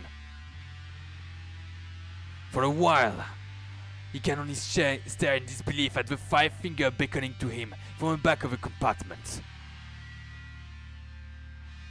Yeah, leave your fingerprint all over the place. Nice! They have a long slender finger of a woman, their bluish tinge giving them the appearance of waxwork. Koji is unable to remember what Omi's hand looks like, even though he has kissed her finger countless times. When he finished crying after his conversation with Fuminori, Koji promised himself that he would not cry again, and in fact he does not. He regrets his decision, however. He indulged himself too early. He should have saved his soothing tears for this moment, for now he knows he has truly nothing is sacred. At last his doubt about Fuminori has been utterly obliterated. Koji pulls Ogai's revolver out of his pocket and writes his hand around its grip like he would a charm. Its definite presence, its promise of merciful annihilation is the only thing keeping its sanity intact. He will surely use it to kill Sakisaka Fuminori. Finally! Not for revenge, not for justice, but to make this world once more a place governed by reason. For that purpose alone, he must eliminate the anomaly. I mean, please, for revenge and for justice. He breathes deep, exhales, and lifts his hand before his face and stares at his spread fingers. Alright. He's not shaking. He's prepared to face his new objective. Koji sticks the revolver back into his pocket and pulls out his phone. 100% I'm fucking going to call Ryoko! 100%! Why the fuck would I call Fuminori? However, I'm going to save here. Oh yeah, I'm going to fucking save here. Come on! Let me save! Save. Yes. Because I'm sure you call Fuminori, you die. There's no asking about it. You call Fuminori, you die, and that's not the ending that I want. I'm going to fucking call Ryoko. Ringing of her cell phone interrupts Ryoko's labor. When she sees that the color is Tonokoji, she unwittingly breathes a sigh of relief. Istanbul, what is it? I search Fuminori's house. Even over the phone, Ryoko can hear the change in Koji's tone. This is the dull, fret voice of someone who has had all the energy beaten out of him. Fuminori has murdered people. He's killed too many people to count, and he's eating them. His first step into Ryoko's world has already brought him face to face with something particularly gruesome. In consideration of his probable state of mind, he decided to say nothing. Omi's dead. Tsukabo too, probably. Doctor, I was wrong. The fact that you're still alive, the fact that you're still alive to make this call means that you haven't made a fatal mistake yet. Ryoko says, praising Koji in her own way. Whether he's comforted or not is up to him. Anyway, don't screw up this time. Do nothing until I return. What we're dealing with here isn't going down easily. With her understanding of Saya deepening by the hour, Ryoko is able to make this declaration with new confidence. Fuminori already knows I'm alive. I didn't tell him who rescued me, but he's definitely on guard. You fucking idiot. I see. Koji's actions were rash, but There's no point in regulating them now. The more proactive approach would be to use the pressure that is placed on Fuminori. Yoko's involvement is still a secret, what makes her a wild card. Depending on how she plays it, this advantage might be decisive. Have you found anything? Not enough yet, Yoko answers, glancing sidelong at the loose pages still scattered across the page. Let's see, I'll wrap this up by evening and return to Tokyo about midnight. You stay out of trouble until then, got it? Yeah. The lack of emotion in Koji's voice is actually reassuring to Ryoko. He's a machine now, able to do whatever it takes to accomplish a single goal. The extermination of Sakisaka Fuminori. We have a team now! We have a team, we are not alone! Doc, H, we're not alone! We're not alone! He's even willing to accept help from Ryoko, whose principles hardly meshes with his. A praiseworthy change indeed. Until Ryoko hangs up, she gloomily counts the stack of loose leaf that still needs to be restored. There is no time left. She'll only be able to get the general picture. If she has to go into battle with only fragmentary knowledge, then there's only one thing she absolutely must decipher. Ogai's biological reports, which should contain information about the strengths and weaknesses of the organism called Saya. All she can do now is pray for luck as she drives back into the mountain of paper. Yeah, shock is a great state of mind. It can help to do a lot of things. Yeah, this is Fuminori's vision. Today was the first time I've driven since my accident last summer. The position was always too dangerous to consider, given my inability to recognize roads and cars. Things have changed, however, in the 3 months that I have to adapt to my condition. I know what cars in pedestrian looks like now, and even though I can't exactly see colors, I've learned to decipher lights and turn signals. I still can't read street signs though. Nevertheless, I managed to make it safely to our destination with Saya and Yo in the back seat. It was Saya who came up with the idea of a new hideout, an abandoned building she discovered while living with Dr. Ogai. In the hilly suburban residential area, it's not hard to find the thick patches of underdeveloped forest just off the beaten path. Saya's old playground is located in one such secluded area, unaffected by the flow of everyday life. It used to be a privately operated sanatorium hidden amongst the silent trees. After the owners went bankrupt, it remained unsold as well and was eventually forgotten. After I left Saya and Yo at the hideout, I returned to town to make some preparation. I'm finally back at our new refuge. I liked this room from the moment I saw it. Mountains of construction materials and garbage litters in the front yard, forming a serviceable barricade. This place looks like even less likely to receive unwanted attention than our house. Since my brain sees humans as revolting monsters, places they've been tend to seem covered in filthy slime. Ruins like these, long empty of life, are the places I find the most stressful. I'm back. I call out to them I call out to let them know I'm not a stranger. Then I go down to the basement where they're hiding. Welcome back! Were you okay in the car? That was no problem at all. I figured out how to tell which road are one way. As long as I keep my speed down, there's nothing to worry about. So, how are things here? Yeah, and you could have adapted, you fucking loon! It shows you could have adapted. Also, why doesn't he see himself as a horrible monster too, huh? I took a look around, and I thought there's no sign that anyone has been here around this place. It's safe. I see. Let's hope it stays that way. I'm a little worried about this abandoned building could become a hangout for bikers gang or homeless people. It's probably because of all the trash piled out in front. Most people won't get anywhere near that, don't you think? I guess. It doesn't bother me at all. I'd rather like it, in fact. But of course, normal people would feel differently. So, how was your shopping? Did you find anything good? I sure did. You do know that... Do you remember when she said, I am rotting? When Saya abused Yo? Saya making art out of the rats. Saya being a dandelion in the desert, able to make a garden. Saya transforms being. Saya is a horrible eldritch monster in appearance, And she made Yo about the same. She reconfigured Yo's body in 20 hours of time in horrible agony, broke her mind, rearranged it, and sculpted her to look like Yo in his mind. Do you imagine the torture they put her through? The horror? It is... And she abused her. She sexually abused Yo.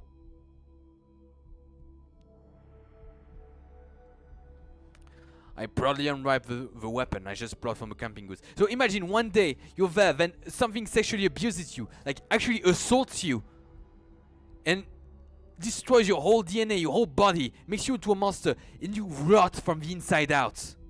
Or even from the outside in, I believe too. You rot and you become something else, monstrous. And she was just a puppy, you know, she had the mentality of a puppy. She was literally mind broken because of that.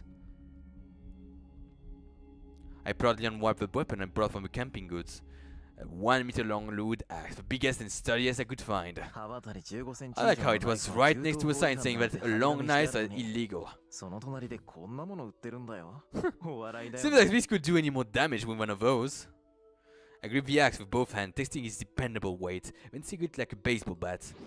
Ah, you don't swing it like a baseball bat, it's different. The deadly steel blade swept through the air, right where the person next would be. Yo, who's sprawled out on the floor, flinches at the sound and curls herself into a ball. How sharp is it? Want to test it on Yo? What the fuck? I don't think that's a good idea. I definitely wasn't expecting Saya to suggest anything so brutal. You don't need to worry, her new body can heal pretty quickly easily from cuts and such. But I'm sure it hurts. Did you have any of those considerations before? Oh yeah, I guess you're right. It must have slipped her mind completely. Her smiles and oblivious view as if to hide her embarrassment, then says, but her screams are pretty adorable, don't you think? Well, I just wouldn't feel right using an axe on a human. Oh, of course, because she's a human now. Really? Then what about Koji? That's easy. It should be obvious, but I guess that Saya still doesn't understand. I don't see him as human. I have no trouble cutting it into pieces. What really makes a difference? See? She says my point of view. It doesn't make a fucking difference. It doesn't make a fucking difference. Yo is not a human anymore now. Yeah, humans have a conscience, you see. Oh! Because the thing that speaks on your phone doesn't have a conscience, sure. No matter how much you hate someone, you can't help but think twice about killing them, and that's how you win. What the fuck? If a huntress doesn't make a pipe bomb, I ain't doing this, I'm going insane. And that's how I win. Really? Saya seems awfully subdued. I guess she's concerned about what happened when I have to... No! No! It's because you are putting perspective into her whole world when no one sees her as a human. She feels like she's a human. Don't you fucking understand? Fuminori!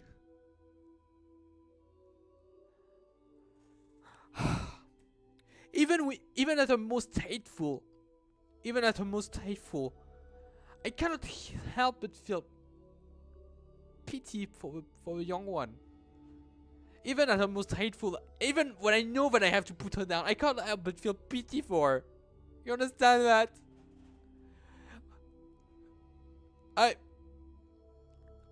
Fuck.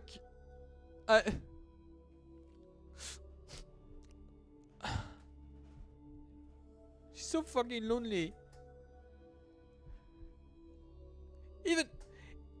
Even with a person that actually was able to provide for her disgusting instincts, for her function.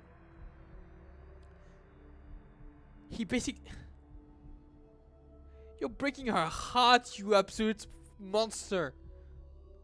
You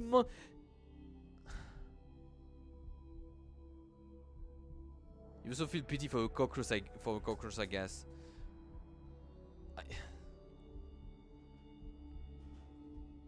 I have no comments. Like, cockroaches are kinda cute. He's bigger and stronger, so I may have a chance. So I might not have much chance against him in a straight fight. Still doesn't mean I won't break out again. There's an actual difference here, and it's that the cockroaches. Well, first of all, the cockroaches don't speak to you, but they are also unsanitary. They are a danger to you in the end. It's not just because of a feeling of disgust. It's because in the end they are going to be a danger to you.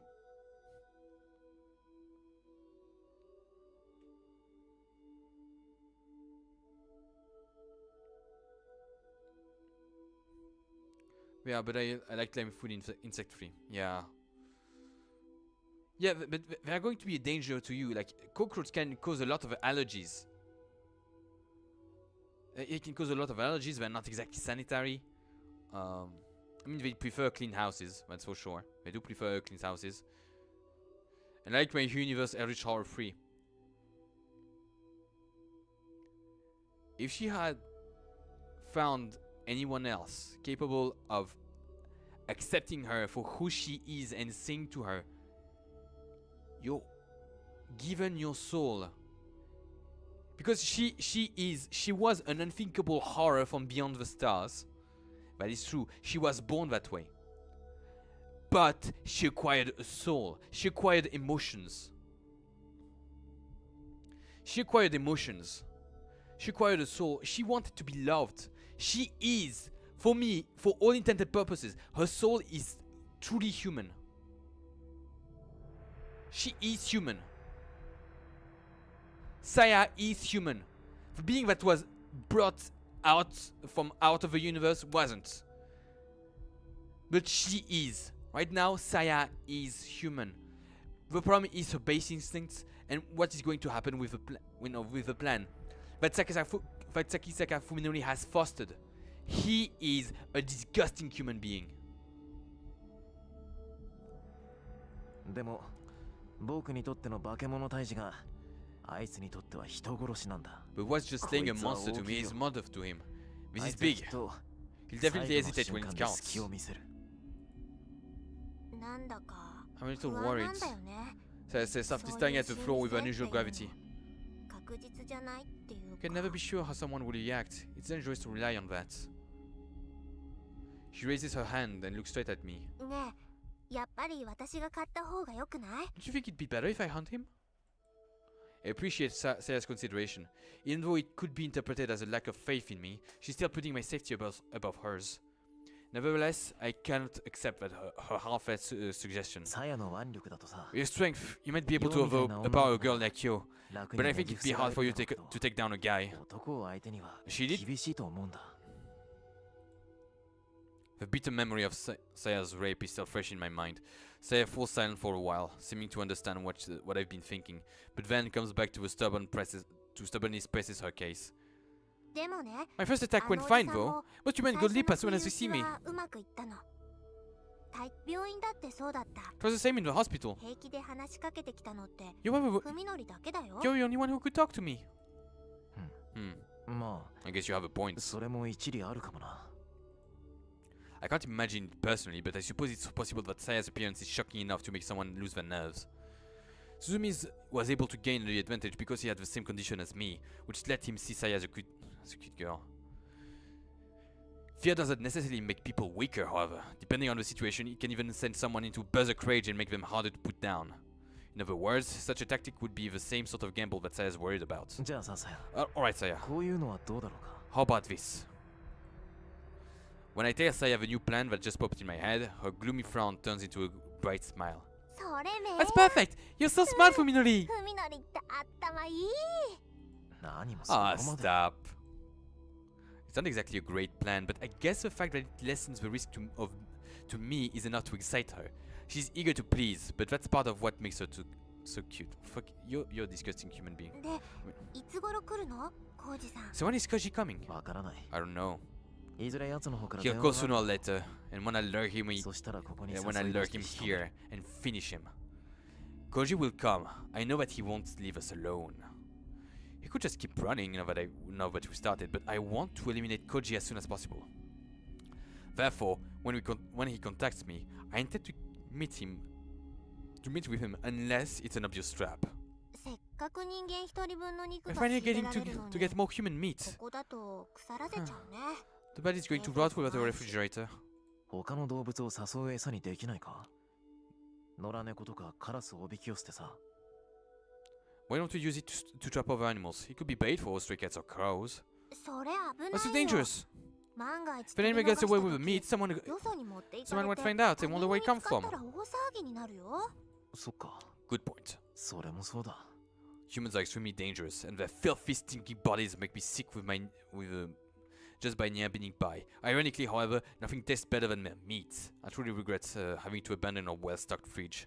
まあこの辺だと森にもいろいろと住んでるからそんなに食事には困らないんじゃない The か forest な。 around here is full of animals. I don't think that we'll have any trouble finding food. 3人分だよ。大丈夫かい？ We have 3 mouths to feed, are you sure?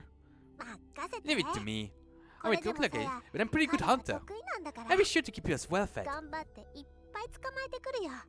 そうか。 Okay, じ looks ゃあ like you're going to be the 今日 breadwinner of は a family. さやが一家の大黒柱だな。へへ Saya giggles happily at my praise. I find these childish qualities of her adorable. 今度はど I の wonder く how らい long のんびり we'll be able to でき relax る this か time. な。 Because of the casual way she says it, I almost miss the emptiness of to which her question leads. どのぐらい Yeah, かな。 Sia's right. This won't last forever. No matter how safe this hideout might seem, we will have to abandon it eventually. The slightest mistake could put our life together in jeopardy. And just like when I failed to silence Koji. Some dumb kid might decide that this old ruin is a good place to test their courage, or this land might be targeted for new development. In order to be together with Saya, I've chosen to live apart from society. We'll never find lasting peace in this world teeming with more humans, not unless we can somehow escape from it. 長い旅だと思えばいいさ。 Think of it like going into a journey. Just the 2 of us. I pull Saya into my arms and fold my hand around her slender shoulder, and then どう whisper, せ人生なんて旅みたいなもの Life's だ like a journey anyway. Nothing 永遠 nothing に変 stays わ the らな same い場所な forever. んてない。時の流れを見送るか、自分自身が流れていくか。 The only difference is それ whether だけの time 違い passes だよ。 you by or swoop you up in its flow. そうだよね。 I guess you're right. Sia smiles softly, perhaps in resignation, perhaps in sadness. Either way, there is peace and contentment in her それでも expression. 一人ぼっちじゃないし。 But we'll be together, so I'm だ not から lonely. さやは You're not lonely either, are 寂し you? くなんかないよ。あ No. I have no regrets. Oh, as long as I can hold Saya in my arms, I will gladly pay any price. それにね、 Besides, she had brightly trying to cheer me up. いつかは One day, 私 we た won't ちが we won't have 一人 to hide を忍ん anymore. で暮らさなくて I can もいいくらい promise you は that. きっと来るよ。 It sounds like a それは fairy tale, but 約 for some 束して reason, あげるから she seems absolutely certain. それは That day might be tomorrow, or it might be far off in the future. ずっと先のことかもしれない。いつ印が来 It's る my のか first sign, so even I don't know when the sign will come. ほんのちょ I'm a っ little ぴり scared. 怖いんだけどね。 I have no idea what Saya's prophetic words mean, but it isn't the first time that she said or done something mysterious. She's performed any numbers of miracles already. 僕らにも So 希望があるのかい？ there's hope for us too. Yeah, she says in a full きっ nod. とそれがさやが文則 It will be my last present to you, Fuminori. 最後のプレゼント。 My first and final duty. さやの最初で最後の務め。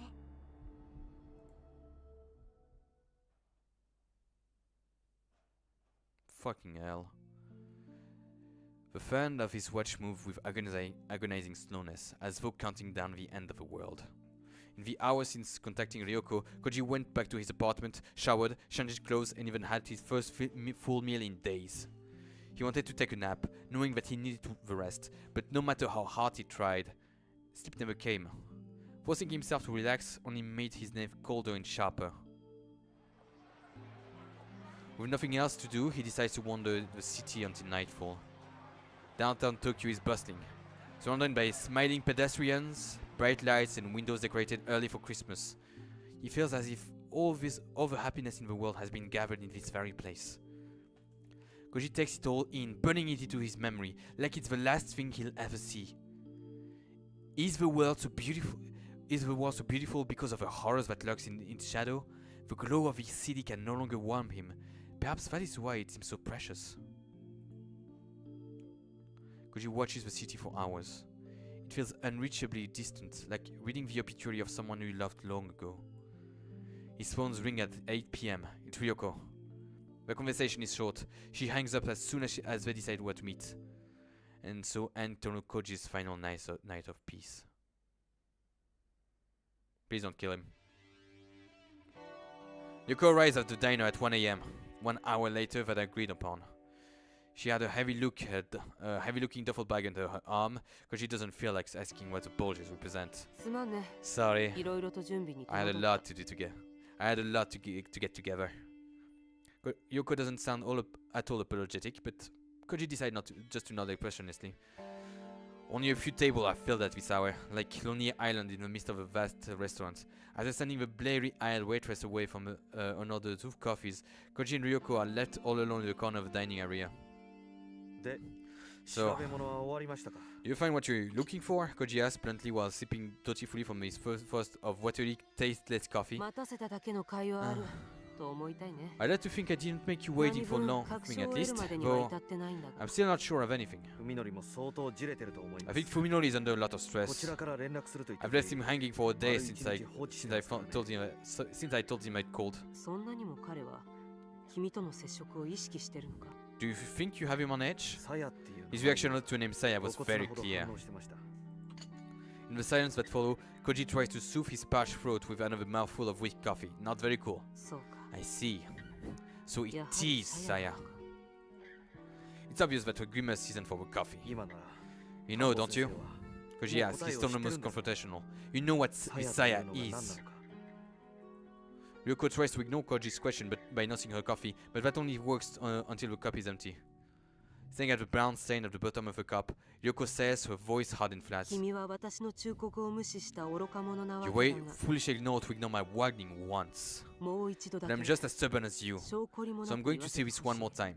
Go home, Tono, and forget everything that happened. You really are stubborn, Koji replies, frowning bitterly instead of glaring at her like he did before. I think I still haven't crossed the line separating me from you and Fuminori. You still haven't seen the most dawning part of it all. As far as you're concerned, Ryoko continued with a disparaging smirk, your best friend in the whole world suddenly went crazy and became a cannibal. That's all this thing is to you, isn't it? That's all? The thing that Fuminori has done are so horrifying that Koji's only recourse, his only hope for coping, is to kill the man who was once his friend. Yet, despite that, Ryoko makes his nightmare sound like just the beginning. Koji still doesn't understand where her morbid cynicism comes from, nor does he want to. You said there's something more, but aren't you just imagining it? See, that's how I know your wounds are still shallow. Her bruised tone says that he doesn't care whether or not Koji is satisfied with her explanation. If you're back at now, they're probably healed given time. You haven't crossed the final line yet. Koji considers Ryoko's words calmly, without letting himself get emotional like before. The final line, true. Fuminori is somewhere beyond that. Although Koji has gone far enough to be willing to kill Fuminori, he has no intention of eating his enemy's flesh when he's dead. That at least still separates the two. Then, what about Ryoko, who has treated Koji like an ignorant fool ever since he saved him from that well? How close is she to Fuminori? You're saying your wounds are deeper than mine? In response to Koji's biting question, Ryoko's mocking smile turns inwards. This gun was my father's, you know? Ryoko pat her duffel bag bulges. His hunting club kicked him out when he disappeared from his locker. I feel bad about that. My parents were always proud of me. They probably never even suspected that I was the one who took it.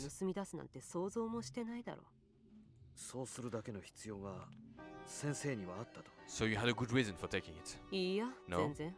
Not at all. Her quick denial isn't what Koji was expecting. その頃にはもう王外のことは一見落着 At the してい time, た。 Yugai mess had already 少 ended. なくとも At least 私はそう思う。 that's what I thought. 奴は姿を消したきり、 He'd vanished without a trace, もう二度 and と I was 私 sure の that 前 I'd には never 現 see れ him ないだ again. ろうと安心してた。この銃で何かを撃とうと I か、 didn't sell his gun because I need to shoot someone. そういう必要があったわけじゃない。じゃあ But なぜ why? 眠れなかったんだ Because I よ。 couldn't sleep? ただ That's そ all. れだけ。 Yuko pauses, perhaps needing the time to decide how best to explain. それまではベッドサイドに Until 名前を then, 隠 she して continues おい choosing her word carefully. た。夜 I was 一人で sleeping 部屋 with に a いるのが machete 耐えられ next to な my かった。 bed. I couldn't stand being alone at night, you see. どんなに世界が底抜けにめちゃくちゃになっていこうと I need to know what, no matter 悲 what, 鳴を上げて逃げ what 回 horrors る the ような world 選 might 択肢 hold, が自分 I に still はあ had る some んだ。 power against the madness. そう納得させるた I め needed a weapon I could count on. Huh. You know, I do the exact same thing. I understand. I do have scars that are big enough that I do have to have a, I can't sleep if I don't have a knife near me. That's all I can say about those scars. I can't really sleep if I don't have a knife near me. I try to keep one in every room. Because she doesn't know what to say. He's amazed, impressed even, that someone with such a serious case of delusional paranoia could function as one of T University's top doctors. でもそれ I じゃ don't 大した know, 気は though. な It didn't work, though. My nightmares kept getting worse. 悪夢は日ごとにひどくなっていく一方で安眠するには Machete just wasn't enough to let me sleep peacefully. That's what I stole my father's それ gun. で父の銃を盗んできた。こんな風に重心を詰めるとね、散弾がもっと広範囲に飛び散るようになって By crossing the barrel like this, the shots pass more over a wide area and cause more damage. Not really. アメリカでも重罪になる改造なんだとさ。 I hear that even in America, carrying a sort of shotgun is a crime. But with his gun sitting in the back of my closet, I was finally able to sleep. One night out of 3, that is. At this point, Ryoko seems to have gotten everything off her chest, smiling like someone who just finished a hard job. She adds, "A gun's a great thing to have, you know. It really is. You can use it to blow your enemies away, and if that doesn't work, you can stick it in your mouth and pull the trigger." 金を引くっていう選択肢もある。 Doctor, you need help. 専門家の治療を受けるべきです。端的な感想 Thanks for your honest opinion. You won't be able to talk like that for much longer, though. 他人事じゃない Not if you go any further. これ以上先に進むんならね。 Koji is already doubtful that meeting with Ryoko was the right thing to do. But one thing that he and Ryoko have in common is an unwillingness to leave Fuminori to the proper authorities. Fuminori not only killed Koji's lovers and friends, but even went so far as to defile their corpses. Koji isn't about to give him the chance to get off on an insanity plea. No matter what crimes he must commit, Koji will end Fuminori with his own 2 hands. If he doesn't, he knows that he will never sleep again. It helps to have a partner in crime, but only when that partner doesn't cause trouble. Ryoko talks big about exposing her guy's secret, but she must just have a head full of delusions. If so, Koji needs to rethink the whole thing. この先すべてを先生に任せるという If の you're な telling ら me that this about, 先 if 生 you're の telling こと to 信 leave, 用させてください。 if you're telling me to leave this to you, Koji says with an unflappable determination, then please give me some reason to trust you. 先生をそこまで追い詰めるほどの Prove to me ものが there's a reason for you to be so obsessed with Ogai. Show me what he did. 彼が何をしでかした。そこまで言うかね。 So we decided to go all the way. Oh well. Yoko smirks and shakes her head ruefully, but puts on no form of resistance. She's put a stack of paper from her bag and handed it to Koji. The loose leaf sheets are bound with string. 一行読んだら So we read one line, it continued to the same line on the next page. Anyway, just skim it. 触りだけでも読んでみるといい。 As directed, Koji looks through the handwritten page and gives up after less than 3 minutes. 怪奇 SF の走行か何か Is this a draft for a horror novel or something? I didn't think Ogai has such childish hobbies. 彼にはこんな子供っぽい趣味があったわけだ。 Koji deliberately stuffs at the document, doing everything he can to show contempt for what he just read. At the same time, he tries desperately not to remember the mountains of bones in Ogai's bathtub and the undefinable smell permeating Fuminori. Unidentifiable smell. Unidentifiable smell permeating Fuminori's house. 1年前 The specimens that Ogai brought to the hospital 1 year ago were just as unbelievable. Ryoko says coldly, ignoring Koji's disdain. Apparently, he continued his research in secret, using our supplies without permission. But he made a mistake and it was discovered. That's when things go crazy. Judging by the equipment he was trying to use, he meant to treat his experiment as a P3 level biohazard. Holy fucking shit! P3 level biohazard is really bad. Like, you need a whole room, you need a whole isolated room. Completely sterile. You do not have the same clothing as you have out. You need to take a shower. It takes so much preparation. It's so freaking uncomfortable. To be honest, even might not be able to, might not have been sufficient for what he's dealing with.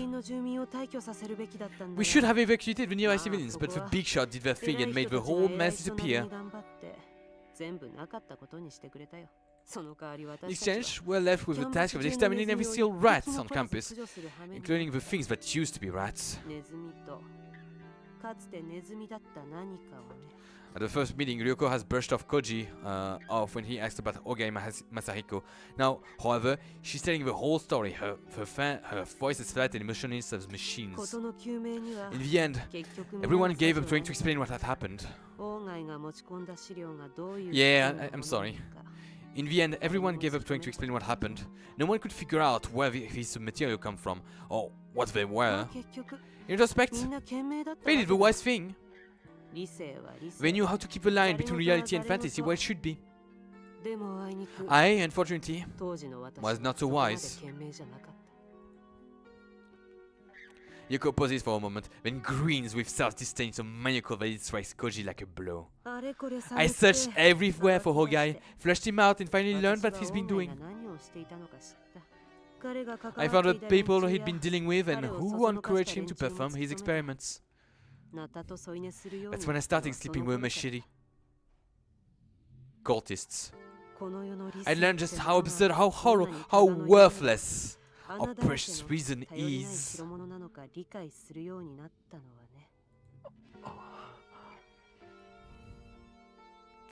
As though fleeing from the quiet insanity that he keeps glimpsing into Ryoko, Koji finds himself paging through the elusive in his hands. He reads a lines at random. The organism's flesh is not fibrous, but reticulated. Put simply, it is an extremely tough substance that expands and contracts not in one direction but in all directions. This means that slashing or piercing and damage have very little effects. Since the flesh can contract in any direction freely, any wounds will be sealed instantly. It's nonsense. What else can it be? If he lets himself believe it, then everything else, all the logical rules that defines the world, will be rendered meaningless. No! Make it a head case. This is an exception. Do you believe what's in this doctor? I lost any reason to doubt it a long time ago. Ryoko reached into her duffel bag again and this time recovered a stainless steel thermos that looked to be able about 500 cc's of liquid. This is a secret weapon that will help us defeat Saya. It was a pain to get, but it should work like a charm. Can't take this anymore. Koji snapped, no longer able to disguise his frustration. I don't care what Saya is. All I care about killing Fuminori. I can't leave it to you. I see. Now that she's given up on persuading him, her assent is swift and cold. At this moment, Koji's fate has likely been sealed. Has likely ceased to matter to her. All right then. You do everything you can to take Sakisaka Fuminori down. I'll take advantage of the opening you create. Looks like sometimes so hazmat suit and flamethrowers. She could create a mucus that would protect it from the flames. She could create a mucus that could protect her from the flames. So either she has a very strong acid, a base, maybe Saya is naturally acidic as an organism and cannot deal with bases, or maybe she's using like royal a special kind of acid, but the thermos being metal, that would be weird. Although some thermos are glass inside, so it could help. And There's also... Since it's a thermos, it's a liquid that needs to have a special temperature, I think. Otherwise, she would have put a bottle.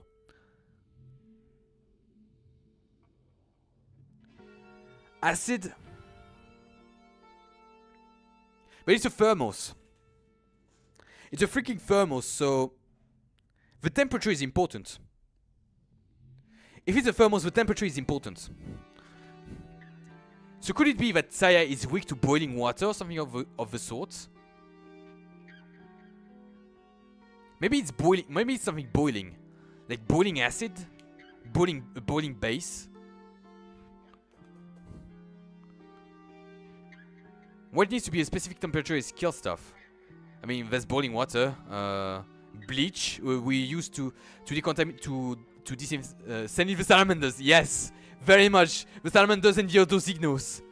But liquid nitrogen? Huh. I guess that could work. I guess that could work indeed. But the thermos would have to be very strong to, you know, not shatter due to the cold.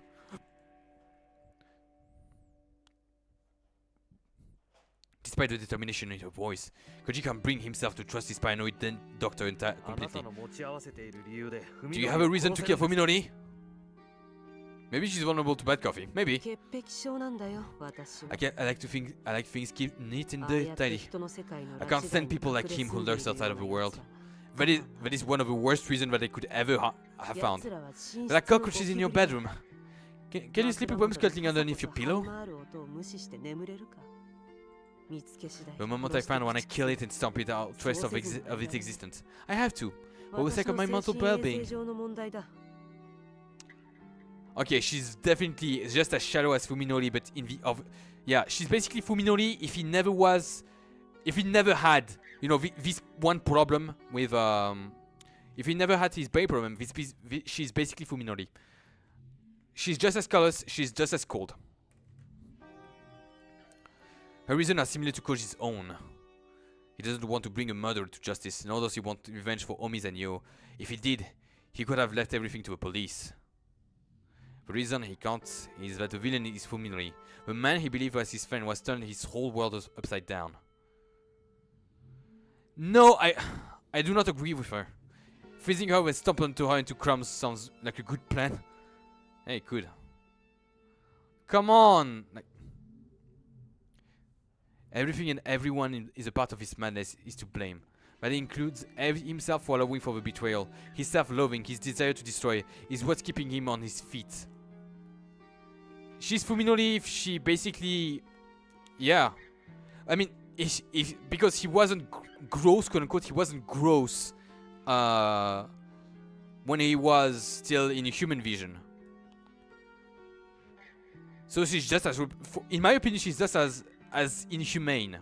She's just as inhuman. But unfortunately, for this kind of job, she's the one that matters. Yeah, justice isn't exactly a nice concept. It's not. I mean, I would do it for justice. I would do it for revenge. Absolutely, I would do it for revenge. But to eliminate an anomaly from the world? Nah. No, I don't. I am not so conceited to think that the world needs reason. Okay, let's move in for a checkmate. Go ahead and call Sakisaka out. Koji nod, pulls out his cell phone and calls his friend for what it will probably be the last time. The calls go through quickly. Fuminori must have been waiting for it. Sorry to keep you waiting, Fuminori. I finished my preparations. Koji, where are you? Fuminori must have been quite anxious to hear about Koji. His voice is hard and completely emotionless. Let's just say that I'm right behind you. Koji can't help but smile at Fuminori's disappointment. Perhaps Hiroko's maniacal sadism has rubbed off on him. Well, have you decided to let Tsukapa go? Yeah, I suppose I have no choice. He's lying, Koji thinks, remembering the content in Fuminori's refrigerator. Just what part of you did you eat, huh? Did you carve that poor girl up like a pig? Bring your evidence along with the files you gathered. When I'm satisfied that they're the real thing, I'll hand you over. Fine. Where? First, come to Y Station on the O line. When I'm sure that you're alone, I'll tell you the exact location. 詳しい場所を教える You're being awfully careful. No tricks. You have 45 minutes. Fuminori hangs up without waiting for Koji's answer. You won't tell me this location until I'm sure he's sure I'm alone. ただの偉 Not 大 bad さ for a にしちゃ medical 心得 student. てるな I'm impressed. 感心だ Your praise sounds serious, drawing a glare from Koji. 私の車はここに置いていこう We'll leave my car here. この奥 This is your 君 trunk. の車のトランクに Is your trunk big enough for me to fit inside? 隙間はあるかい Yeah, but are you serious? You've seen too many movies. そんじょそこいらの映 Your 画よりは this adventure is 危 too 険な冒険なんだよ It's more dangerous than anything you've seen in a movie. With those bold words, Ryoko grabbed her duffel bag and rise from her seat. で Aren't you the one こ who の chose 店 to を meet 待ち合 here? わせに選んだのは君だったな Yeah, why? コーヒーの Take 責任を responsibility for the 取れ coffee, he says. Does he even check? Ah, she's fucking cold. I fucking hate her, but you know what? It's nice. It's nice to have someone. It's nice to have someone as cold as in our team, at least. Even after Koji arrives at Y Station as directed, Fuminori calls him and makes him change the location 3 more times. Koji is beginning to doubt that Fuminori is watching. He might just be using the time to guess when Koji arrives and give each designated locations. Nevertheless, Koji can't let his guard down. Fuminori might choose any moment to make sure that he's alone. If he makes a mistake and put Fuminori on alert, Yoko will lose her chance to take him by surprise. She'll just have to put up with a cramped trunk for a while longer. After the nature preserve and the dry riverbed, the fourth location to which Fuminori sent Koji is the thick forest on the top of a foothill, high above the developed area at her base. His car GPS shows a road that leads nowhere, but according to Fuminori, there should be an old abandoned sanatorium here. A park and river were empty this late at night, but during the day would likely have considerable traffic. This time, however, his instinct is telling him that it's definitely a place that no one could find, not even by accident. Yeah, I've been like in a park like that. Being in a park at night is fucking horrible. Looks like this is the final stop. Koji drives up the steep incline. Because I was been in a park at night because I needed to close the park and I wanted to take a shortcut.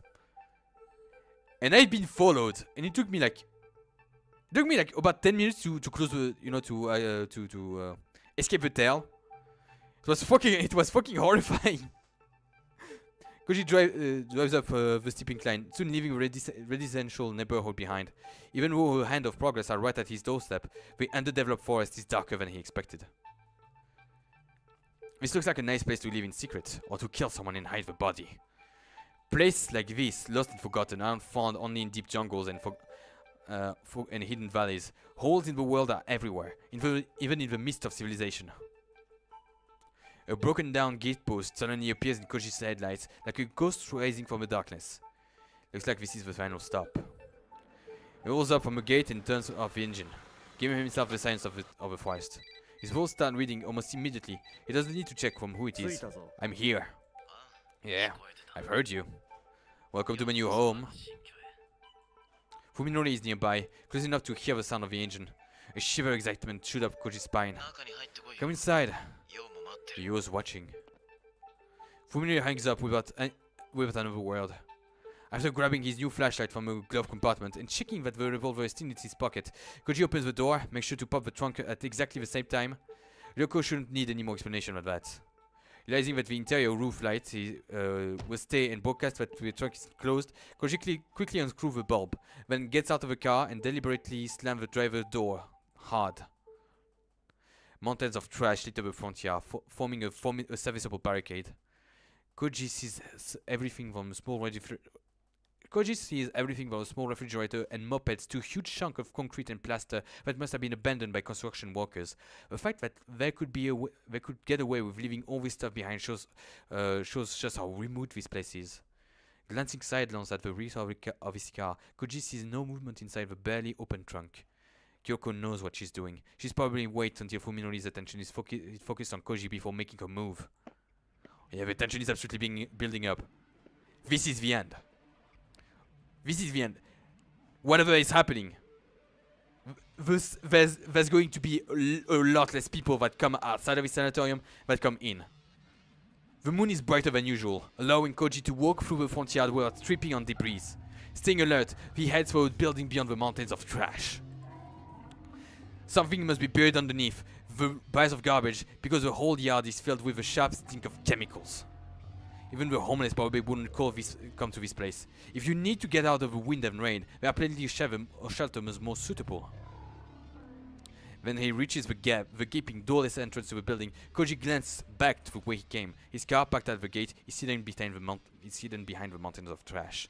Even if Fuminori is watching from inside the sanatorium, he shouldn't be able to see Ryoko Cloud from out the trunk. It looks like he'll get her chance to take him by surprise. How many times now has he stood like this, alone in some ominously silent place far removed from his everyday life? Sneaking into deathly quiet house to find traces of unimaginable happenings has become as normal as going to class. The houses that explored before were like freshly shed cicada shells, empty and dilapidated, but with traces of the life they had sheltered. This place, however, is different, a perfect ruin. Its walls and pillars rising from the dark forest like an army of ghosts, with no signs at all that people once lived and worked there. The structure resembles a skeleton more than a shell. Time and the elements have stripped it from its former shape, and now there is only death.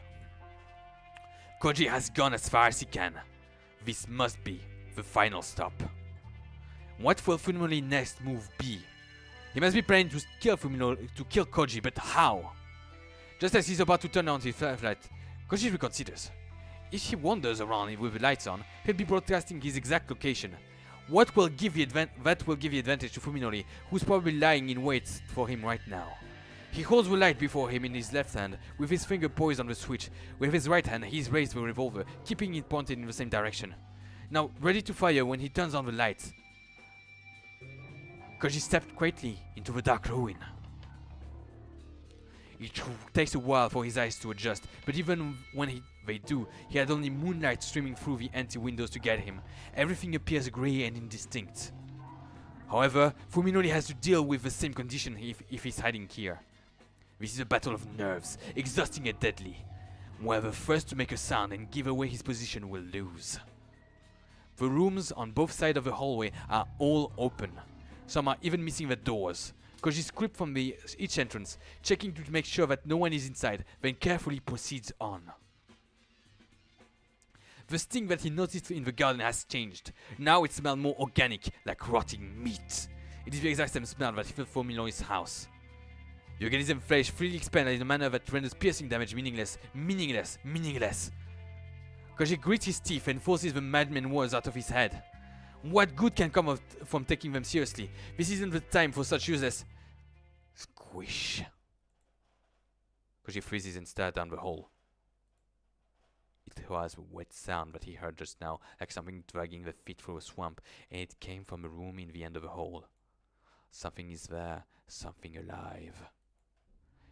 Koji creeps toward the sound, his light and gun at the ready.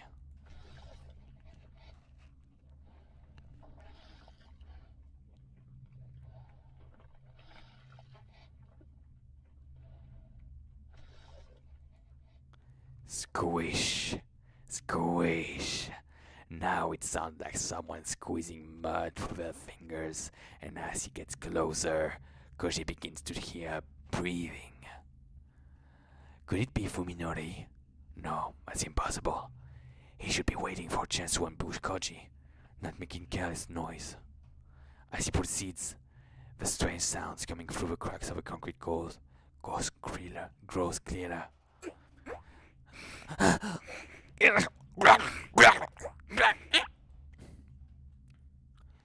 Before he knows it, he's standing on the threshold.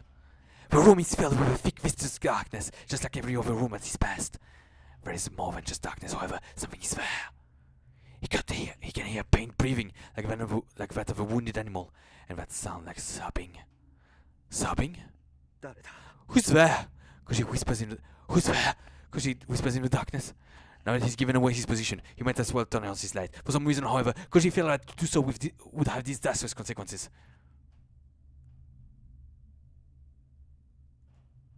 The last time I heard the voice of the phone, she was sobbing.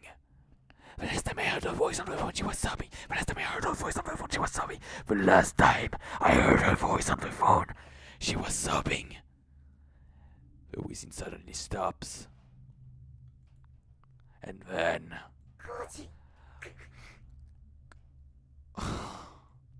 A whispers come from the darkness, with not a human voice, not by any measures. It speaks some blasphemous semblance of human words. A nightmare of flash of insight connected to the dark Scottish mind. Tsukuba! It can't be! You doesn't sound like this. She doesn't smell like this. Please, Koji, kill me! It's not you. And how does it know its name? Why is it picking him for help? No, it can't be you. She's human, not some creatures that slivers and hide in the shadows. It hurts. His body always hurts.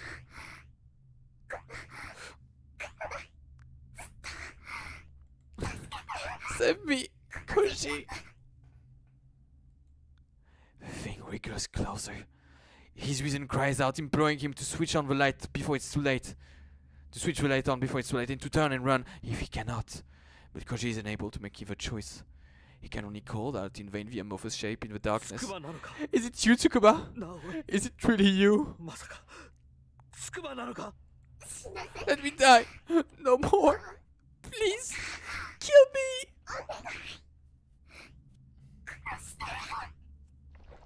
Something soft and slimy slime over Koji's toes. Instincts override his will, forcing him to turn his light on and shine at his feet. The bright beam reveals everything, the merciless truth that finally shatters Koji's sanity. The terror wipes his mind at all, but towards gun and trigger, his finger responds with instant obedience. There's an explosion of light and sound, both more intense than the anticipated, and then the destructive force that sound of the darkness. His ears are still ringing from the bang, but he hears a weak voice coming from the shadows. It hurts! Because he screams and pulls the trigger again and again, sentiment salvation can come only from the barrel of his gun. Light in darkness, explosion in silence. They dance before him 3 more times, because he doesn't even know, he doesn't even need to aim. The horrible creature is right at his feet, far too close to miss. Yoko warned him though that many bullets were left in his gun, but that information has already been driven from his mind. So, even after the cold, heavy gloom wipes himself around him once more, Koji keeps pulling the trigger like a man possessed, paying no heed to the clicking of the empty weapon. His body's stricken legs only gives out, staying him down hard his backside. Even then, he keeps firing the empty gun. He knows no other way to erase the memory of a finger that glimpses on the beam of his flashlight. The light, which fell from his hand during the attack, is now pointing in a different direction, and for all 4 bullets will have hit the target, but Koji's lack how to play. This leaves him alone in the darkness, with no way to defend himself, and then he realizes this! A mass of rotting flesh rolls over him like a tidal wave. It hurts! It hurts! It hurts! It hurts! It hurts! It hurts! It hurts! No! No, you! He had no longer even scream as the thing pushes him into his back. With fear seizing his floating iron grip, Koji struggles desperately against the monster as it crawls up his body towards his face. Covering his face with his left hand, he scrabbles wildly in the floor on his right, searching for a way out of that doesn't exist. His mind is what of a feral animal, empty of everything but primal terror.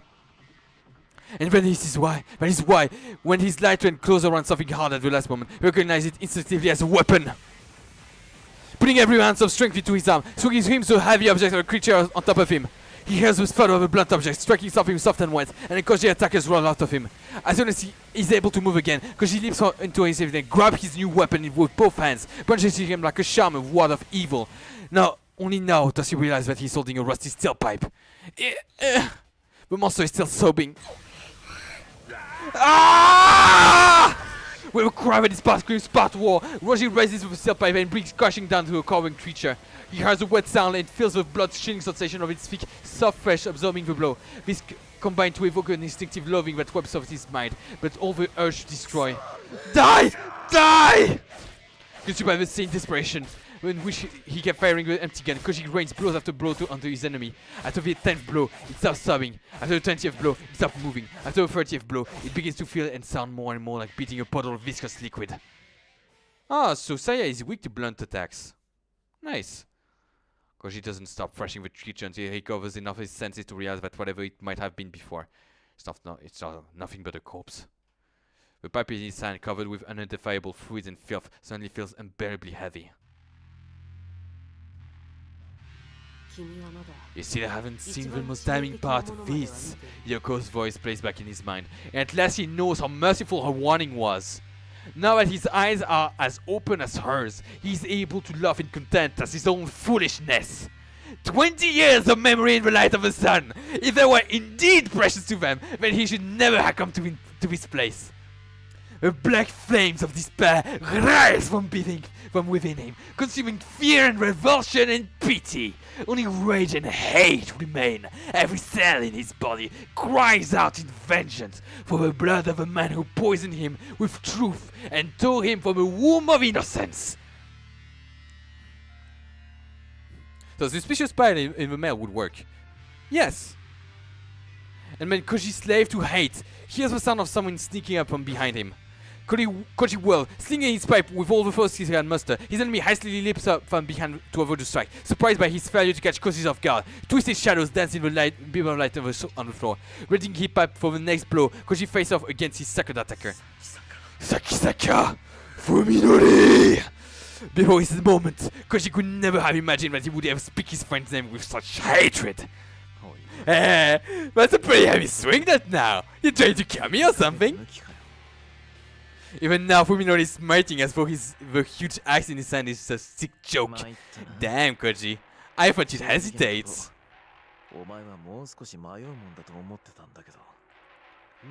You thought I'd hesitate? Against you? Koji sneers too, unable to contain his contempt for the notion. How did you kill Omi? You piece of shit! What did you do to Tsukuba? After all this, you expect me to think twice about killing you? That's my line, Koji! Fuminori growls, looking sadly at the piles of dead flesh at Koji's feet. How could you do such a horrible thing to you? I'll make sure you suffer before I kill you! The blade in Fuminori's axe carved a monstrous arc through the darkness, glittering menacingly, the fate light glowing from the floor. Fight! Fight! Fight! Fight! Fight! Fight! Fight! The heavy impact numbed his arm, but his large frame takes the blow without giving the ground. Fuminori praised the attack, delivering a second blow in his first. His axe, designed for chopping down trees, is deadlier and more durable than a piece of pipe Koji found discarded on the floor. Each strike Koji sounds, blood sheds chunk of rust falling from his makeshift weapons. He can't win as long as he's on the defensive. He needs to create an opening to attack. Bastard!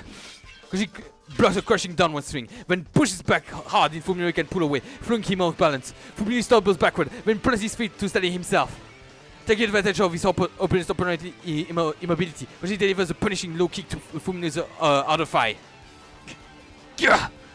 Fuminori grunts and retreats, swinging his axe widely to prevent Koji from following up with another attack. Koji, however, does not press his advantage. He just stands where he is, calmly sparing Fuminori with his stare. You've never been in a fight, have you? Fuminori rolls and comes with another attack, but the damage to his light blade seems to be slowing his swings. Easily blocked with axe with his pipe, Koji waits for Fuminori to exhaust himself. Die! Die! Fuminori delivers blow after blow, howling savagely all the while. What he doesn't not realize, however, is that the situation now favors composure, not brute force. When Fuminori raises his axe high for another attack, Koji sees that his movements have grown more dull enough. Seeing the opportunity, Koji surges into Fuminori's range and grabs the haft of the axe with his left hand. As Fuminori goes in fear, Koji swings his pipe hard into his enemy unprotected thighs. He feels the crunch of ribs near breaking. The pain drives Fuminori to his knees, staring down at Fuminori's defenseless head.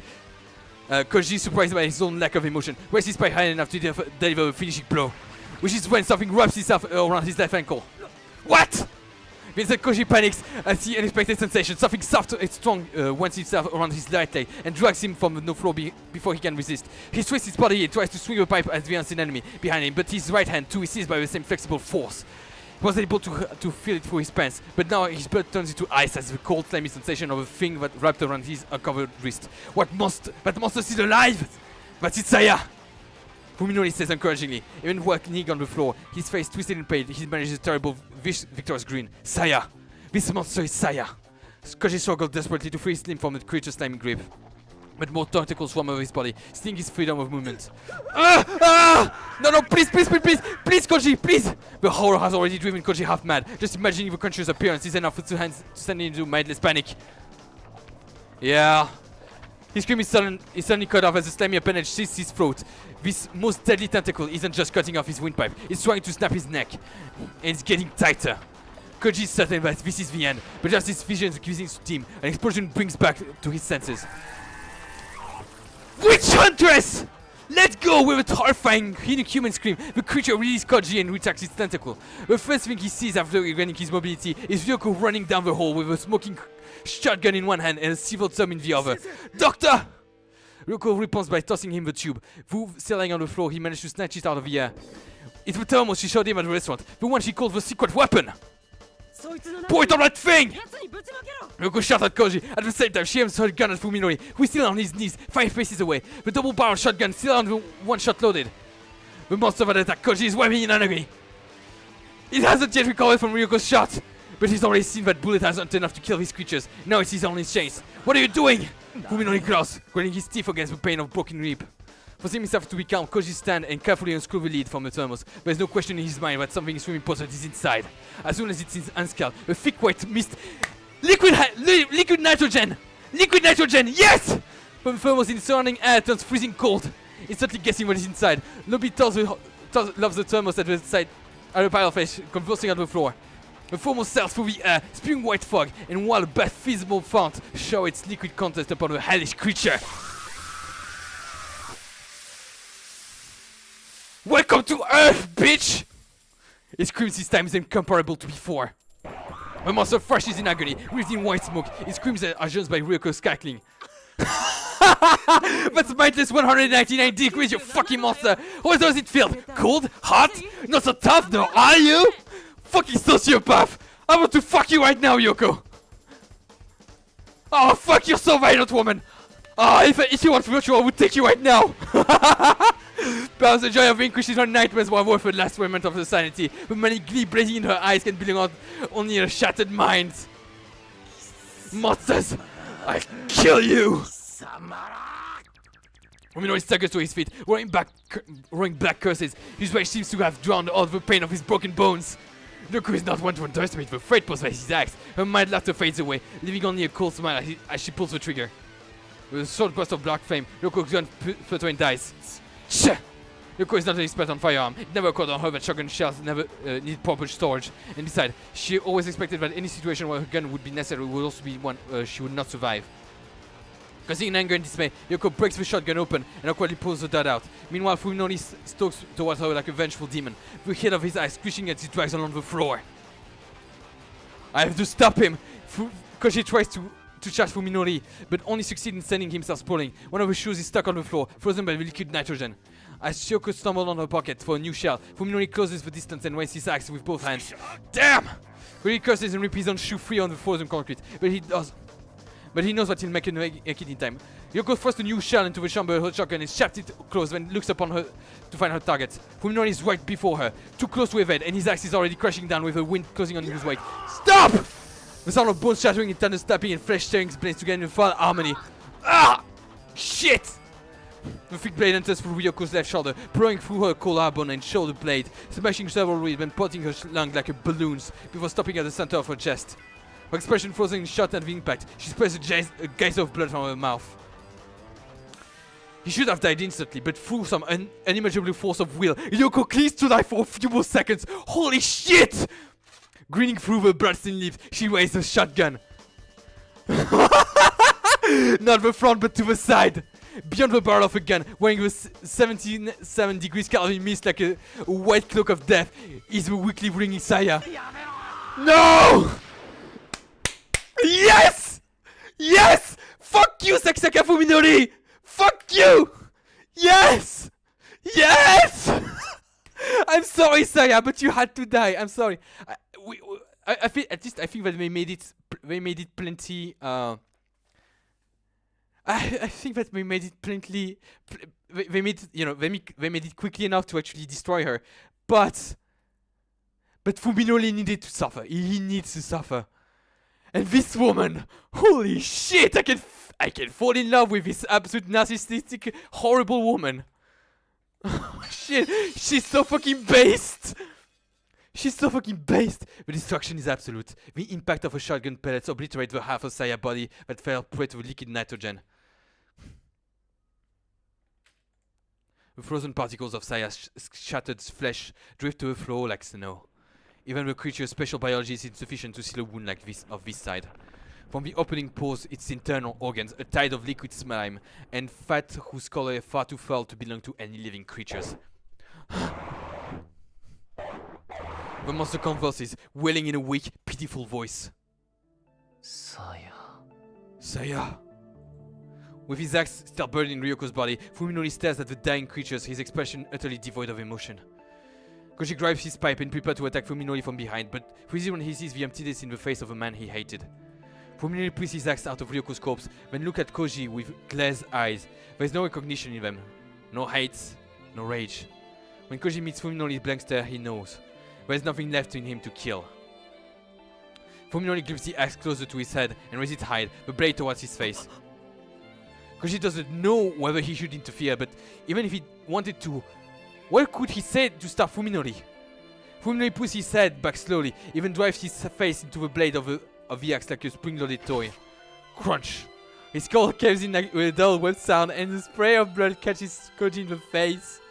Despite Fuminori's utter lack of hesitation, his first attempt at suicide succeeded only in transforming his face into a hash of crimson. Fuminori puts his size back in one more time, even slower than before. Then, with every ounce of strength still left in his body, he stabs into the blood-stained axe. The sound is wetter than before.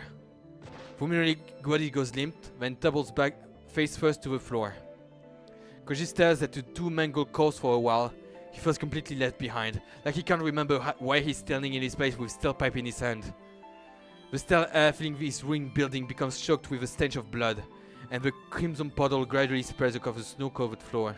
Yet the tranquility of the scene makes it seem like painting. A soft, slimy sound breaks the silence. Koji looks at the mortally wounded monster. The creature is on death's door, but even so it moves slowly, feebly dives its broken body through the sea of blood. It's coming for Fuminori. Koji had forgotten his anger, but now he comes surging back at full force. Die. He growls and stabs the monster with the end of a pipe. It convulses in agony, but keeps crawling towards Fuminori. Koji explodes into a frenzy of rage. Die, you monster! Just die already! Again and again he smashes the helpless flesh piece with his pipe. Something tells him that if he does not stop here, he will truly have lost it. The monster, however, never succumbs. It struggles on beneath its blow. Finally, it reaches Fuminori's corpse. Don't touch him! Don't you dare touch him, damn you! What gives you a right? Koji keeps swinging his fury, unabated even as he tries to pull for his eyes. As tears pull through his eyes, the monster slides through the air, joining with the blood already covering his face. The creature extends one thin trembling tentacle to touch Fuminori's shoulder, even lovingly caresses his blood-stained cheek. And then it stops moving. Even in its final moments, the monster would not let Fuminori go. It died joined with him. At last, Koji knows what a world he loved is lost forever. Yeah, because he's so love. He's so love.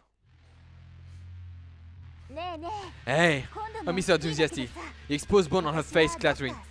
Why don't you go somewhere we can skate this year? For this year's ski trip. Chunk of her body are missing, as though something been nibbling on her. It makes her look like a lot thinner. She's been worried about her weight recently, but now she shouldn't need to diet. Fuminori laughed at Komi's crazy suggestion. That's right. You just started skating recently, didn't you? He sounds amused, but it's hard to tell from his expression since his face has been cleared into by an axe. Not many people start skating in their 20s, you know. But it's a conversation from the very beginning. I was scared when I was little. Those shoes look like big knives. Yeah, I know. Someone kicked you in the face with one of those. You'd probably end up like me. Omi and you laugh at Fuminori's dumb joke. You're never used to laugh with such exuberance.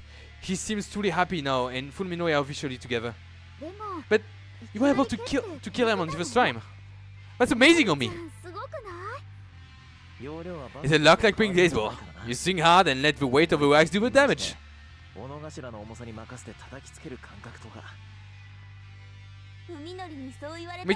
You made killing him sound so easy. I figured I'd give it a try. And it was so fun. What is this feeling? Something is wrong. Fukoji can't put his finger of what? Oh, well, I want to try eating Omi too. Ah, that's it. When he sees yours of this smile, Koji finally realized what's bothering him. Hey, Tsukuba. Huh? What's wrong? どうしたのコウジ君。 Why are you normal? You tilts her head quizzically, like she doesn't even understand what she means. Normal? I'm always normal. 私はいつも普通だけど。 But back then you were... 確かあの時 Ah, I get it.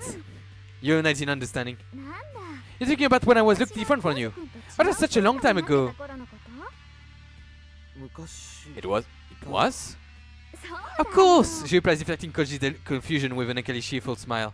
だってコウ After ジ君 all, も you're one of us now. 私たちの仲間じゃない。 Huh. Oh, of course. Koji looks down and is satisfied to see willingly tentacles where his arms and legs should be.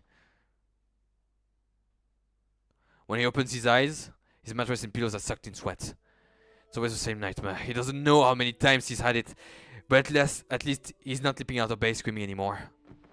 He sits up, clutching his throbbing head. It's 4 in the morning. He hasn't had enough rest, but he probably won't be able to get back to sleep tonight. Time for a smoke. A full pack will last him until dawn, but now where did he put the pack he bought yesterday? Koji wanders sleeping into the den, where yet another old friend is waiting for him. ひどいありさまだね。 You look like hell. あ先生 Doctor, you're up too? いたんですか Your coach shut up course is sitting at the dining table, looking at the deathly pale as ever as she sipped coffee from a mug. 毎晩随分と辛そうじゃないか。 Can't be getting much cheap, tossing and turning like that every night. そうでもないですよ It's not always like this, Koji says amicably as he sits down across her. If I take some pills, it usually helps. For now. I feel you, brother. I do feel you. Hallucinations like these are easier to deal with than elaborate nightmares like the one he's just had.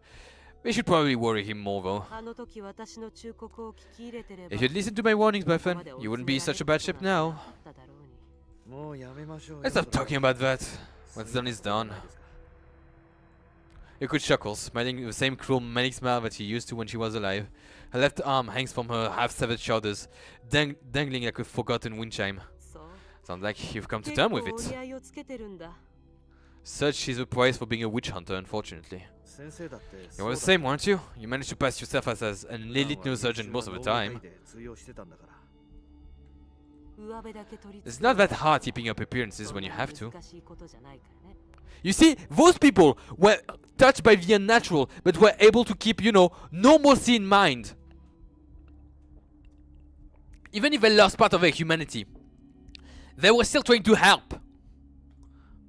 The corpse struck her intact right shoulder and grimaced in disgust as she takes another sip of her で coffee. もね多分 But it's only going to get worse, you know. 心の傷は時 Time 間 heals を emotional wound, but with you, it's more like you've been poisoned. 君はまあ言ってみれば毒に感染したようなものだから More like infected. The wound is going to fester. He's probably right. Everyone dreams at night, no matter how dim the memories may get. The nightmares will always be there to tear into Koji with fresh fangs. The insanity that has taken root into his heart will grow, eventually consuming everything that's left inside of him. 俺の場合 In my case, 先生っていう I had to learn 先 from 生 her. 学んでますから And you to learn from. I'm ready for 借 anything. りはありませんよへ Is that え so? そうなの Koji nods, smiling confidently, then stands and walks to the bathroom when he retrieves the weapon that he keeps hidden behind the mirror. A guy's revolver.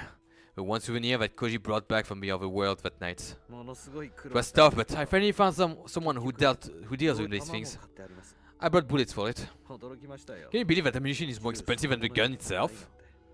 おやおや How about that? In the mirror, Koji sees Ryoko with her axe and inflicted gash reversed. She raised her mug to toast to Koji's resourcefulness. See? 何発買ったわけ How many shots did you buy? One. I'm sure that he bought one shot. 一発だけです Let's go, I knew it. Just one. This time, it's Koji who shrugs his shoulders. He uses both, exacting his privilege as the survivor. You bastard! You see, I never want to be in a situation where I need more. 俺は願い下げなんで うん Oh? The corpse in the mirror nods sagely, a smile approving. ほんと You really do get わ it. きまえてるんだね You really do get it. There's a brief silence. Koji doesn't really feel like getting all melancholy with a dead woman. Hey, doctor. Let's give a dinner coffee a rest. If you want, I'll put you on put on a new pot of. When Koji turns around halfway through the sentence, he realizes that the room is empty, but for the silence of the night. And so, Koji returns to the world of the sane. He lights his first cigarette on the night, and takes a deep drag. While sitting alone in his den, puffing off his smoke, he stares at the gun in his hand. He knows how precarious a cliff he's standing on. The final line in which Ryoko spoke is now the one step behind him. Koji no longer has anything to protect his soul. Now that Ogai Masahiko's fantasies and Tombo Ryoko's delusion have all become tragical horrors, he knows what insanity and despair truly are. Back in the real world, Sakisaka Fuminori is wanted for several gruesome murders. It didn't take long for someone to discover the stockpile of human meat in the empty Sakisaka Tsuzumi close, home. In the two refrigerators, they found the remains of Suzumi Yosuke, his wife and daughters, and Takahata Omi. They found the clothes of another effect of Tsukubayo, but were unable to locate any trace of her among the various body parts. A fact that made Koji's nightmare all the more vivid. Dr. Tembo and Ryoko at the T University Hospital vanished mysteriously around the same time. Because she was Fuminori's chief physician, the police have been investigating her connection to his crimes. As for the two corpses secretly buried in the backyard of a certain ruin, well, they'll probably never be found, and this incident will become just another cold case. Koji alone knows what happened, and he has no intention of revealing it, not now and not ever. Ogai's writing were not nonsense, which means that everything else was. What fool was it who said that men are the lords of creation, those who only can believe in paltry things like human wisdom and valor, are those lucky innocent who have not looked into the abyss. Koji can no longer share into the blessed ignorance. This is soul of Christian. This is soul of Craftian. He knows he has been defiled by the insanity called truth, and he will never believe again. If he has been poisoned as Ryoko Ghost said, then that poison is none other than the truth itself. Just as pure oxygen is harmful to the body, the naked truth has the power to destroy man's mind. Only by deluding it with lies and taking it in small doses can human maintain a healthy soul. No matter what horrors the laws might hold. Word once spoken to a living Tembo Ryoko passed through Koji's mind. I still have some power against the madness. That, without a doubt, has the comfort that she kept hidden in her bosom, the only thing that allowed her to face her dreams each night. Koji has taken his predecessor's lesson to heart. He's prepared for anything. One bullet is always behind the bathroom mirror, promising him salvation. And what was saying, Uda? Fuck you, Sakisaka Fuminori! You deserve everything you got! You see, Koji, Ryoko, they were able to confront the truth, not fucking you! And as once there said, you need to believe in the little lies to believe in the big ones. Because the big ones are the important ones. If you don't believe if you don't believe in Christmas, well, how are you going to believe in justice? In emotion, in valor, in courage? You can sift through a universe and find not a single gram of that, not a single atom of valor, not a single molecule of justice. But they're important, they're here, they're tangible. The lies are here for us.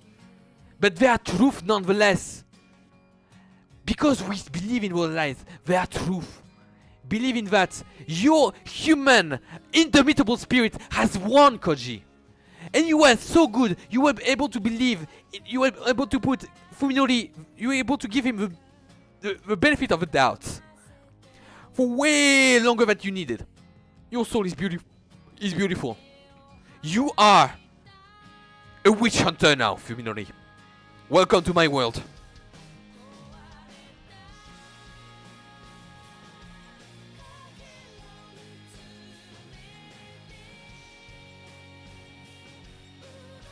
Ah. Yeah.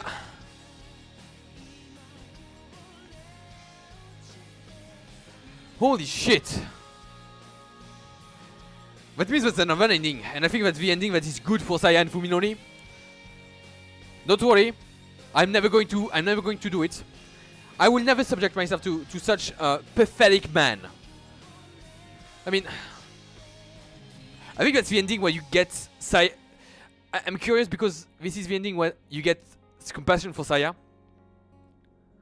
Yeah. Her moments were absolutely fucking badass. Like she was. I love this woman. She was a gift to the world. She was a gift to the world. Because not only she is doctor, so she helped patients every single day. She also was a witch hunter of quality. She was a witch hunter of quality and sheer force of will. Her last action was to fucking save the world.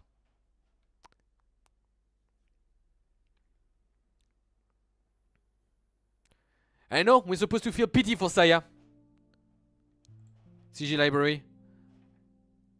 No, back. No, not that. CG library. Next. This one. Yes. Fuck yes.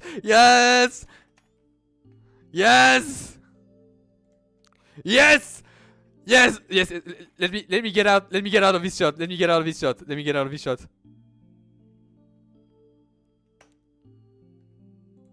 No.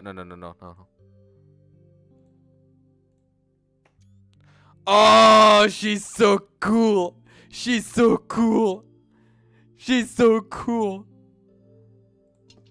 Ah, fuck.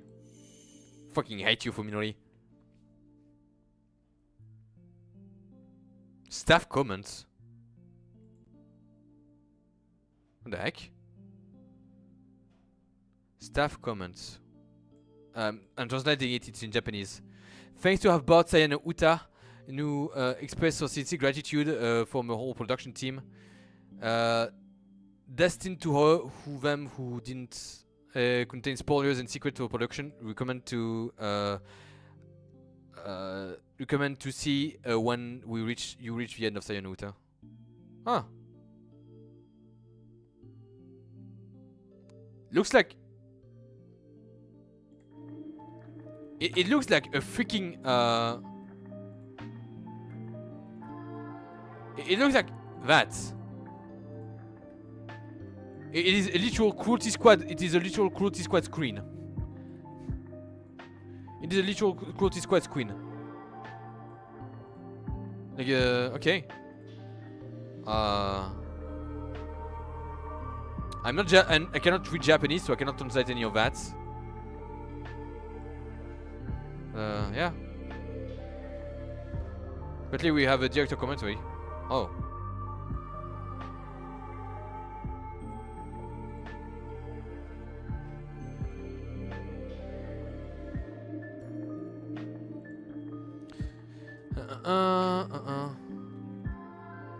What is the section? The difference between the two. Saya and Uta. Natural value. An idiot. For me, action and horror are two different genres with an enormous difference between them. Decided to create a horror movie. Wanted to innovate. Please believe in me. It was a challenge to innovate. Believe in me. Genre called horror is also, yeah. Hockey mask imbibed with blood and dismembered human corpses with chainsaws are in the same category of horror. Are also in the category of horror. It is slasher. Stranger slasher. Comprehensible, which way, and in that way it is comprehensible that we did not distinguish action and horror. In particular, if you are a player of one of these days, you could easily transform 100 or 200 zombies into praise, and the stars of gothic horror like vampires and werewolves became popular in the industry of action. It's just that today, in this manner, the frontier between action and horror are more and more blurry. It is a beautiful tendency, but I think that horror is different. I think that horror is contrary to action. Yes, I do too. A lot of us know the cinematographic version of Ju-Han. It is inestimable horror. It is a free fighting movie. No need for action elements.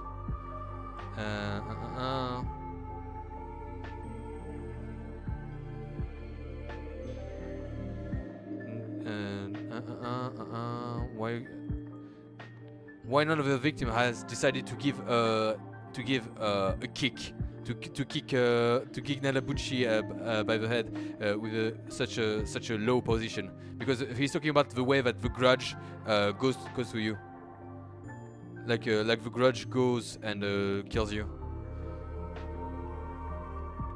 I think it would have been preferable to have at least one of his ferocious combatants who could have returned it into a kick and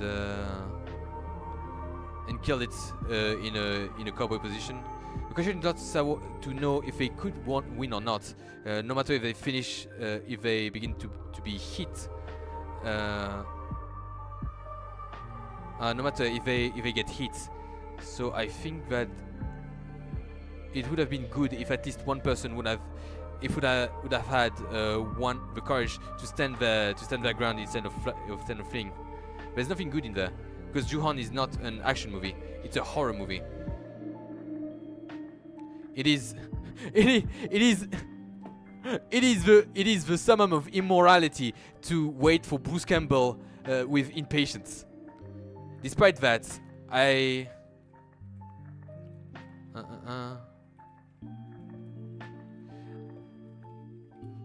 absorbed by this series of terrifying performance, and I have a cold sentiment that makes me think, no, it's normal.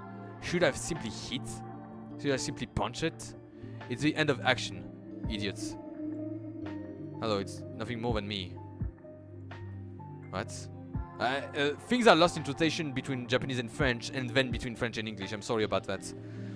It was sad. I was alone. At that moment, I realized that I had a long since lost the sensibility necessary to appreciate horror. In the past, I used my youth. I was an impressionable youth, and I loved to go through Lovecraft and Stephen King. But since when am I fascinated by horrors from before? Macabre horror. What is this? No, I don't need to think about it. This has been a decisive moment. And then I can't really... It is in this optic that I decided to concretize this project. In this case, write it simply. I work in a workplace, in a good workplace, and those methods are accepted. I was anxious to know if I would be capable of telling a new horror story. Now that I had lost what was horror. But I don't have no other choice than to let the judgment to a person that read that. I mean, you did create one of the most disgusting stories that I know, but not exactly for the elements that you're telling. To be completely honest, I think that I made an error. Yoko Sensei was not this kind of character at the start of the intrigue, but my writing could not let it sleep. What?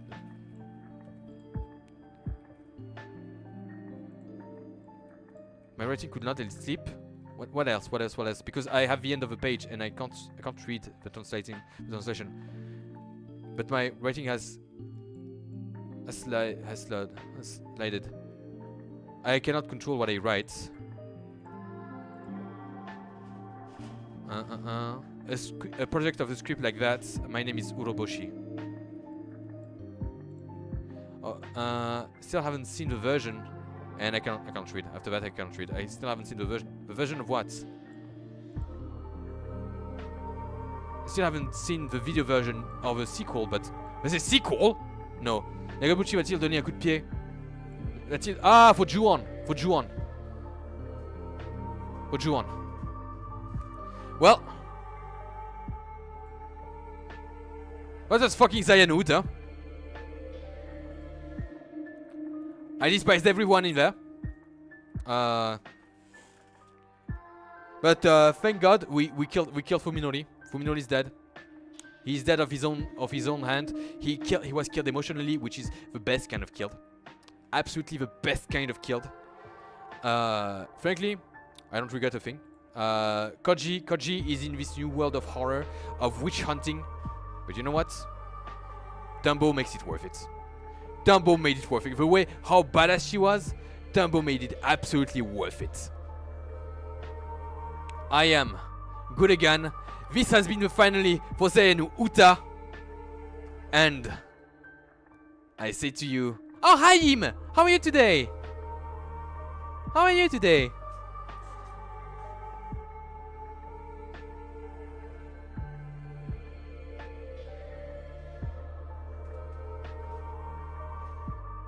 So we completed the story in a manner that I find satisfying. With Sakisaka dead. He's dead! The wish is dead!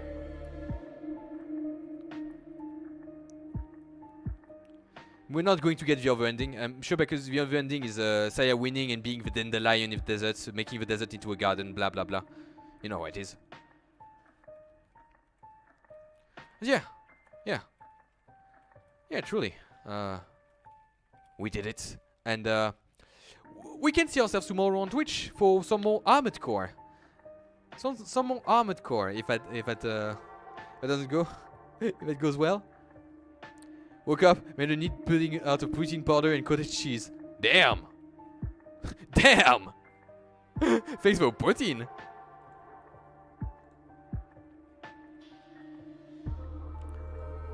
That is something else. I haven't thought of that.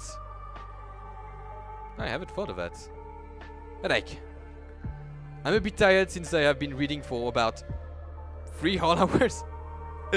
Nearly 4 hours. But we won! We won! We won and we had the most badass woman in our crew. The most badass of them all. Show me on the disc. Show me where she is. Can I go there? Can I do? Yes! Yes, I can do that! I can actually do that! Yes! Look at that! She's beautiful! She's absolutely wonderful! I love her! I'm going to eat brownie batter. Oh! Nice. But that was the last session of such a badass witch hunter. Intelligence, absolutely ruthless. Freaking love her. Freaking love her as a character. I mean, she is basically Sakisaka Fuminori if she was still sane, so I still despise her a bit. I still despise her, but... Why is it black? What? You... I can't see your... I can see your answer, him. Like, I can see your answer. Because it's literally just black, there's no text. Have I been touched by the Eldritch Truth? I thought that I was the Eldritch Truth. Huh. Wait. Something? No, there's no... Okay. Well. Sane. Yeah, absolutely sane, but you know, before you die, it doesn't matter. It doesn't matter.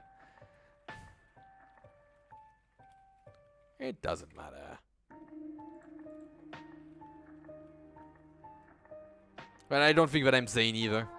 Given that I think that I'm ready. I think that for me it's bullshit to think that this aura of madness exists. She took horror beyond comprehension and decided to shoot with a laughing face. Yes, with a 12 gauge. She was able to wield a 12 gauge with one hand and shoot it precisely. Think about it. She's so badass. She's so freaking badass. Mwah. Peak woman. She joined the whole of waifu. She joins the whole of waifu, and I'm going to gush about her endlessly on Twitter. Don't worry. Tomorrow is Armored Core. So yeah. Since tomorrow is Armored Core, we're going to go back into our world of giant robots. Because we dig giant robots. She didn't fear the old blood fear her. She was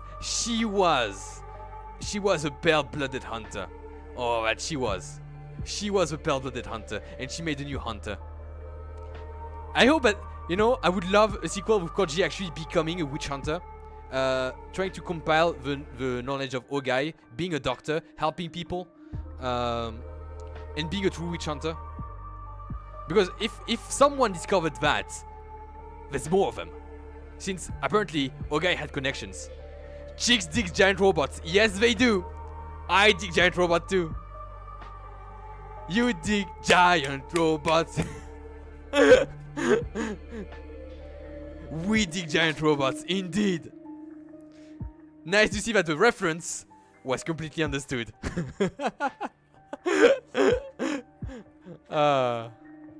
Freaking love Mega 6LR. Oh well. I think that we've achieved 2 of the best endings of the game. Because okay, if I make a supposition with what I know, with what Saya said and what Ogai has said, just checking my posture a bit. Don't worry, I'm moving in the 4th plane. I haven't stopped being tracked. I'm just moving in the 4th plane. My 3D camera cannot really take it into account. Okay. Okay, so I'm back in the 3rd one. I'll be completely honest. I think that Saya was dangerous for the whole world because she's not an isolated existence. She deliberately compared herself to a dandelion. She is able to learn. She was very like she was extremely excited when she learned about DNA. That there is indeed genetic information to be manipulated. She was able to make rats into not rats anymore. She was able to do that to a human too. But she called herself a dandelion. And I know that Saya has this fucking flower motif. Saya has this flower, his plant motif. So when she says she's a dandelion, but Ogai says that she was a drone from elsewhere, some kind of messenger, some kind of front force. I think that she was a terraforming agent. And her good end would be her making the world exactly like her. Given the encouragement of Fuminori. Because I think that Ogai made the monster into a girl, and then Fuminori made the girl into a monster. This is my deepest belief. Like, her appearance never changed, but Ogai made the monster into a girl. He gave her emotion, food, shelter. I haven't seen that he gave her love though, but they seem to have been, you know, some kind of affection. He didn't seem to have this primal bad reaction to seeing her. So maybe he truly was her father.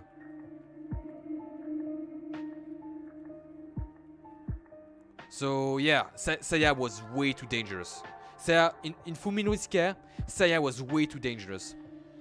And I understand now that her wanting to have a lover, to have sex, is instinctive with her wanting to collect samples, because that would be her job, that would be her function, her biological function as a drone. However, for me, it is still absolutely wretched from Fuminori's part. This is what gave me the first inkling that he was absolutely beneath all of my considerations. She was mostly just an empty slate, but picks up stuff as she hears. Yes, because I think that she was. I think that she was only made to explore the natural world, hunt, get samples, and then flower. Let's call it flower. Become the dandelion in the desert. To terraform this place to think more like her, to things that are more like her. But she came in contact with humans, and her intelligence, normally able only there to manipulate biology on a fundamental level, must, like, her intelligence must have helped her pick up social cues, and just as we are the apes that have accidentally catched depression with our big brains, I think that she actually accidentally caught feelings with her own big brain. Like in 1 week of existing, she was aware of language, she was speaking, she was demanding information, she has curiosity. So yes, I do truly think that had Saya met someone better, Saya would have not presented a danger to the human race.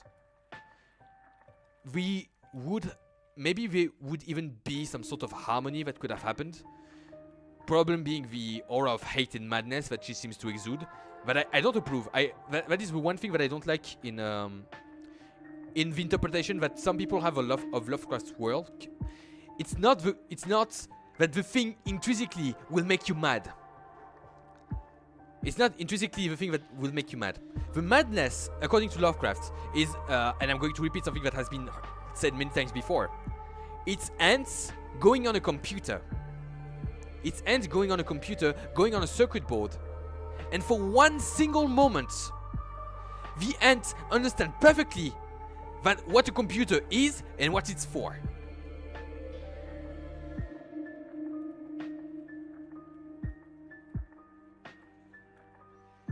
I mean, okay, so H, you weren't there from before, but she was showing files to a phase of base and so to another worldly explorer / invader. Maybe, but there was something else. She was content to live her life and simply find her father until Fuminori completely abandoned all pretense of morality. And she was, I kid you not, she was terrified of Fuminori. She was absolutely freaking terrified of Fuminori at that moment, for one single moment. Because her Saya personality, the sweet girl, had to deprogram herself and go back to this horrible beast. And then she got jealous, and then she finally said, I'm not going to be rejected, because I can torture anyone. I'm not going to be rejected. I can do exactly that. There's no consequences anymore. There's no consequences anymore. He can still love me. He loves me literally unconditionally. Because for me, he still only loved her for her body. That's the only reason.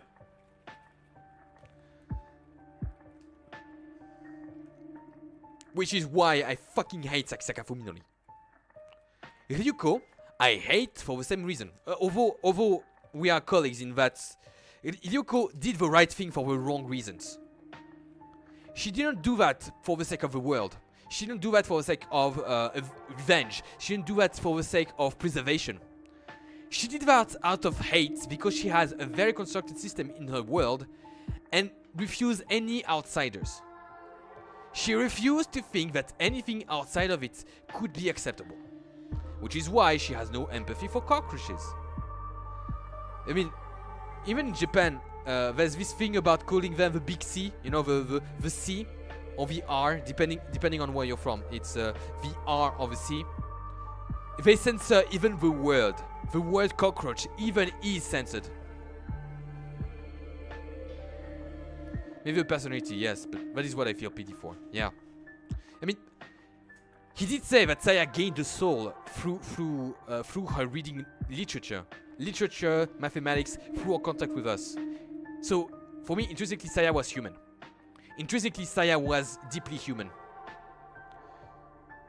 But Fuminori being only interested for her body and her function, since, you can make anything happen. The whole explorer from outside thing is not that nice for humanity. That is true. But, just as wolves are not that nice for humanity, and we met dogs, which is a bad example because we enslaved wolves, but we got into its symbiosis. I think that the medical applications of Saya's existence could have been endless. The intelligence of Saya's brain could have made some endless possibilities happen. If only it was canalized in the right position, if only she had the right mentor. I do truly believe that Saya was salvageable. That she was, in the end. And you see it when she dies. When she dies, she goes for Fuminori to touch him one last time. She truly did love this fucking abuser. This narcissistic piece of shit. She truly did love him. She truly did feel so deeply alone. She truly did feel so deeply alone. And that's something that I recognize.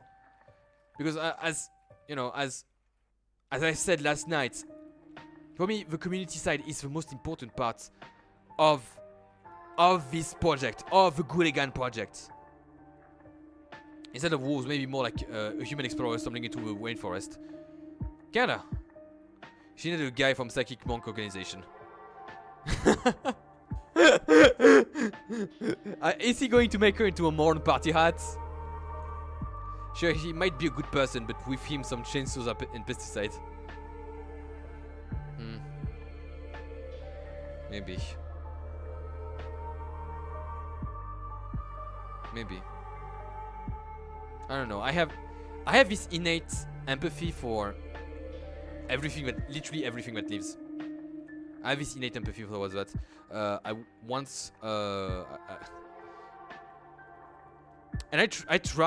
really tried to get rid of that. I really did try to get rid of that. I tried to be way more callous towards things. I once stepped on a toad, like, you know, nudged it with my foot, and I was 15 years old, and I was inconsolable for like 2 whole nights. I cried my heart out after that.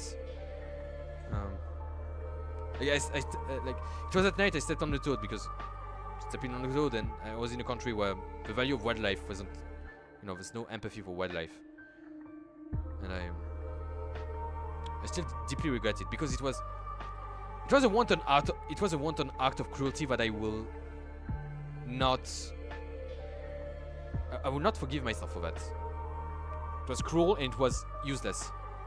It had no value. This act of me had no value. And when I do destroy mosquitoes, the thing with mosquitoes is I once fell ill because of them, so I do know the dangers that they pose. But for example, anything like a spider, roaches are a problem. The problem with roaches is not the fact that roaches, the fact that they are diseased, the fact that they can bring disease and allergies. Roaches are very able to make you allergic to them and to seafood.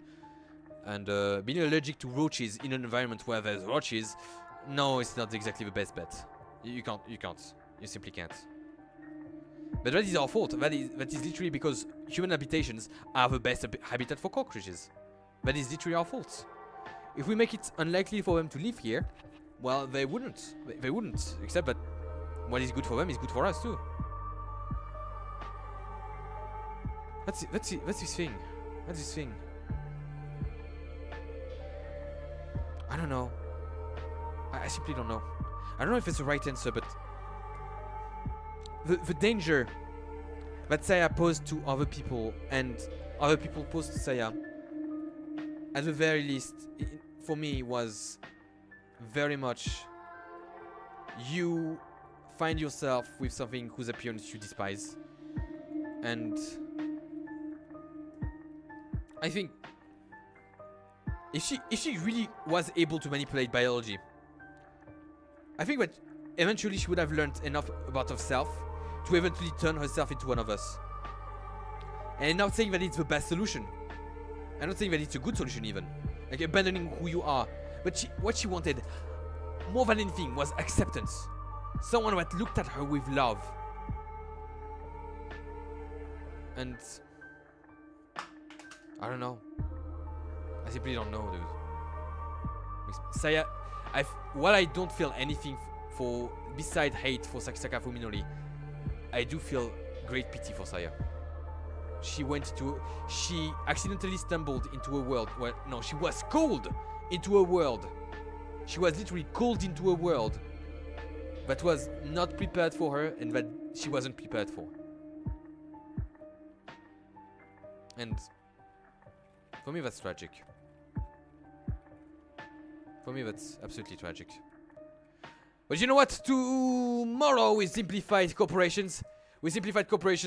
When we go with Rubicon, we're going to use the fires of Ibis on everyone that we know. At least that's something, you know, You can simply go with giant robots on Twitch. Same hour as before, as you know, always. Thank you so much for watching, and I'll see you tomorrow. Beetle in the Inhale. Oh, how was that story called? Yeah. Whip Hosaya.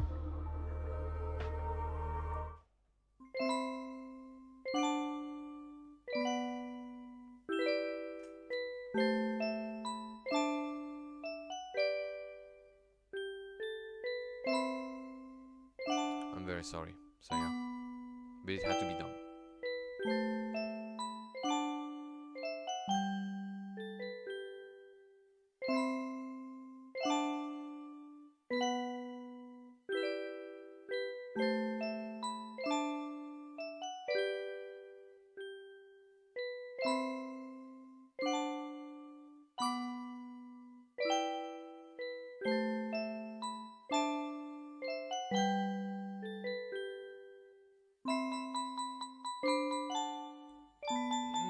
To answer your question, I would say no. I would simply try to make them as inoffensive as possible. And that is the answer to my question. And I'm ending live. Otsugure. Bye bye, parasites. I mean, no, I'm the parasite. Bye bye, hosts.